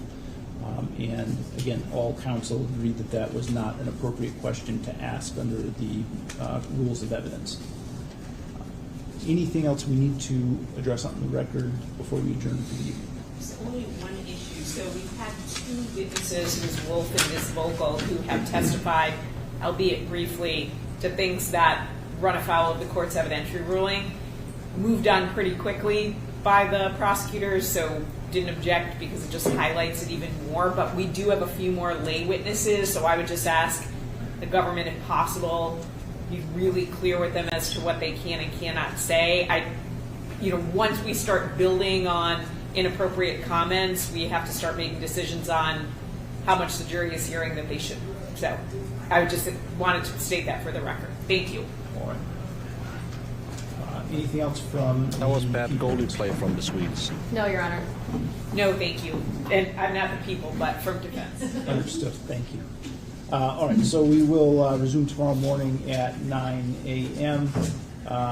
Again, they have some sentencing hearings and things scheduled for 8:15. So for those of you coming into the courtroom, please be mindful of that. There's very likely something going on the record, even if it's quiet and it doesn't look that way. Sometimes we're just waiting for something to happen. So I appreciate your cooperation with that. All right, so we will be in recess. So that was a shorter day because of the power out, but we started slow. We had the phone was somewhere here, but we can't tell you where. And then we went on to the OnStar guy, who reminds you, if you want your OnStar to always keep tracking you just to help you, make sure that you pay your OnStar subscription. This show is not sponsored by OnStar, but OnStar, if you need to rent a little Chiron down in the bottom, reach out to Marissa. She is head of acquisitions and business dealings and such. If Sue wants to sponsor her GoFundMe for Megalope Ultra as well, she can also rent a Chiron. You'll have to make a deal with Marissa about the pay rate. But I liked especially the last witness. I thought she was a good witness. You could tell she didn't like Dale, but I don't think she went too far into any shenanigans. So I think it was a good day. Tomorrow we'll start at 9. Yeah, sure, bro. They have some arrangements. I will set the screen. Oh, no, there's a fight. I'll set the stream up for 9, and we will get at it, and hopefully we'll keep this. They said they had a few more lay witnesses, so hopefully we will get to some of the more evidentiary police findings a little bit later, because I want to know who she was banging. Are they calling him? Does he have a welding degree?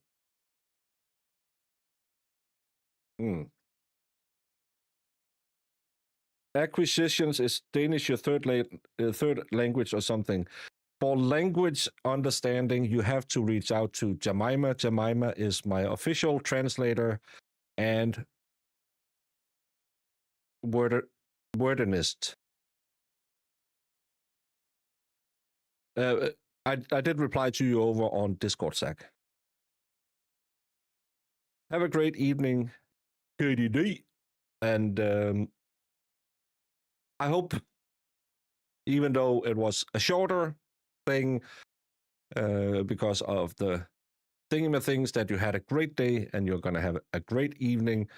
And curling for Mitch Ultras. I'm not sure that Sue is a curler. So, but she would do it. But the fight was in the ice hockey thing because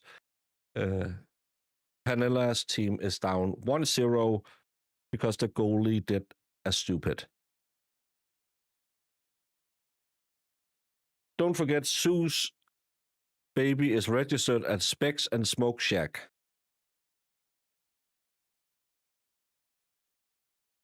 Well, you know what you say, you give the burden until those who can carry it, or something like that. And that's why you will be my speech therapist, and Marissa is head of the... What's that called? That's called advertising and whoring out line. Is there a link to Discord on here? Oh, we could probably put one in the chat. I think I can figure that one out. Whip. That's the link to the Discord. You will be led into a waiting room where the mods will, if your name is different over there, they might say, hey, who are you in chat? Not because we don't let people in there, but it's just whenever we have a little kerfuffle going on, some people might want to come in and do dumb things. So they are the gatekeepers. And on Discord, of course, you can hang out in voice chat where Sue will tell you how wrong I am about everything. You can be a part of Stitch and Bitch. That's when Jemima and Sue tells everyone how wrong I am about everything. Or you can join movie nights on Sundays where Sean Bird is doing or showing the movies that Jamie has decided. So every Sunday it's Leprechauns Back in the Hood, because that's the only movie Jamie has ever seen. And you see it twice. There will be 2 movies on movie night starting at 4 p.m. Sundays. So even though I'm not good at selling my Discord, you should join it, because it's also where I'll send out notifications before I go live, or Marissa will do it 5 minutes after when I forget to do it. It's more it's more consistent than trying to get YouTube to notify you about any things. There's a lot of boobs. Where? Who? Where boobs? Oh my. Jamie does rule the movie nights with an iron fist. John Bird have said, hey, have you ever heard about The Great Gatsby? And she said, did he write Leprechauns Back in the Hood? No. Well, of course not. Have you ever heard about Sylvester Stallone? Is he in Leprechaun? Jamie only has one cultural reference. He knows New Kids on the Block and Leprechauns Back in the Hood. Those are the only 2 things that Jamie knows. So if you're going to join a pop quiz team with Jamie, make sure they will be the questions.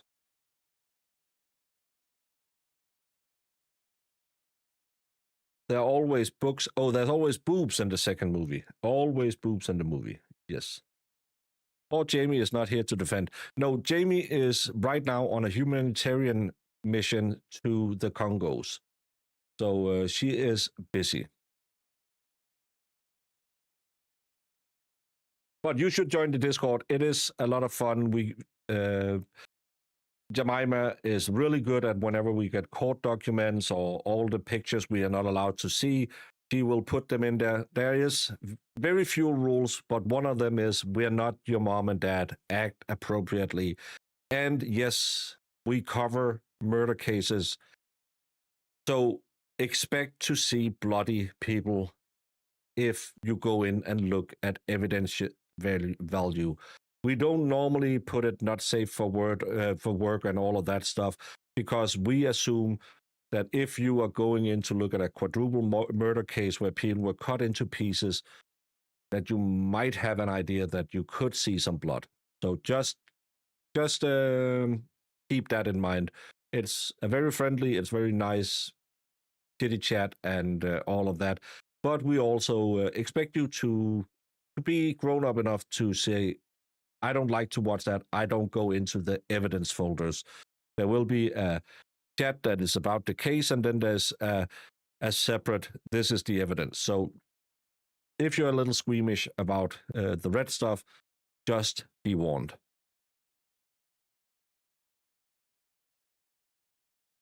We need to watch Swim Fan one week. I love that movie. I don't know that movie. It is true, though, we aim to have boobs in movies. Just show any movie made between 1981 and 1994. There will be at least one boob in any of those movies. More blood than Baker's time of the month. Yeah, that's my time of the month started today. So I am cramping hard. My urinating wall is hurting. I don't know what I'm saying. I shouldn't say stuff. I'm weird. Do I provide tampons? No, I am not sponsored, but if Tampax wants to have a Chiron, reach out to Marissa and she will give you my hourly rate for tampon commercials. If you want to combine it, so tampon and Hershey's makes the 1-2 combination, saying chocolate and tampons, everything a girl needs, we might be able to give you a special pay rate for that one, but reach out to Marissa. She will set up the contract.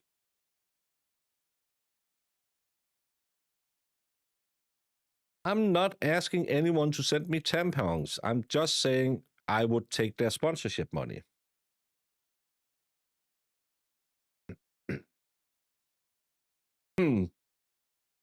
Yes, some jury tamps. I need to get away from here. I'm saying dumb stuff. I love you all, both here on YouTube and over on the Rumble. I'm happy that Rumble worked today. As long as I don't have guests on, we're going to run it through this one, and that seems to work better. Have a wonderful evening, all of you, and don't do anything Sue wouldn't do. I'm Jimmy. How y'all doing? I know Sue English wouldn't is your do. second language, but you don't work. It's my third, but I'm still better at it than you. You are The most important people in this case that everybody seems to have forgotten in this room is the jury. So we're going to take a 15-minute break and both sides take a pregnant pause and think about the jury.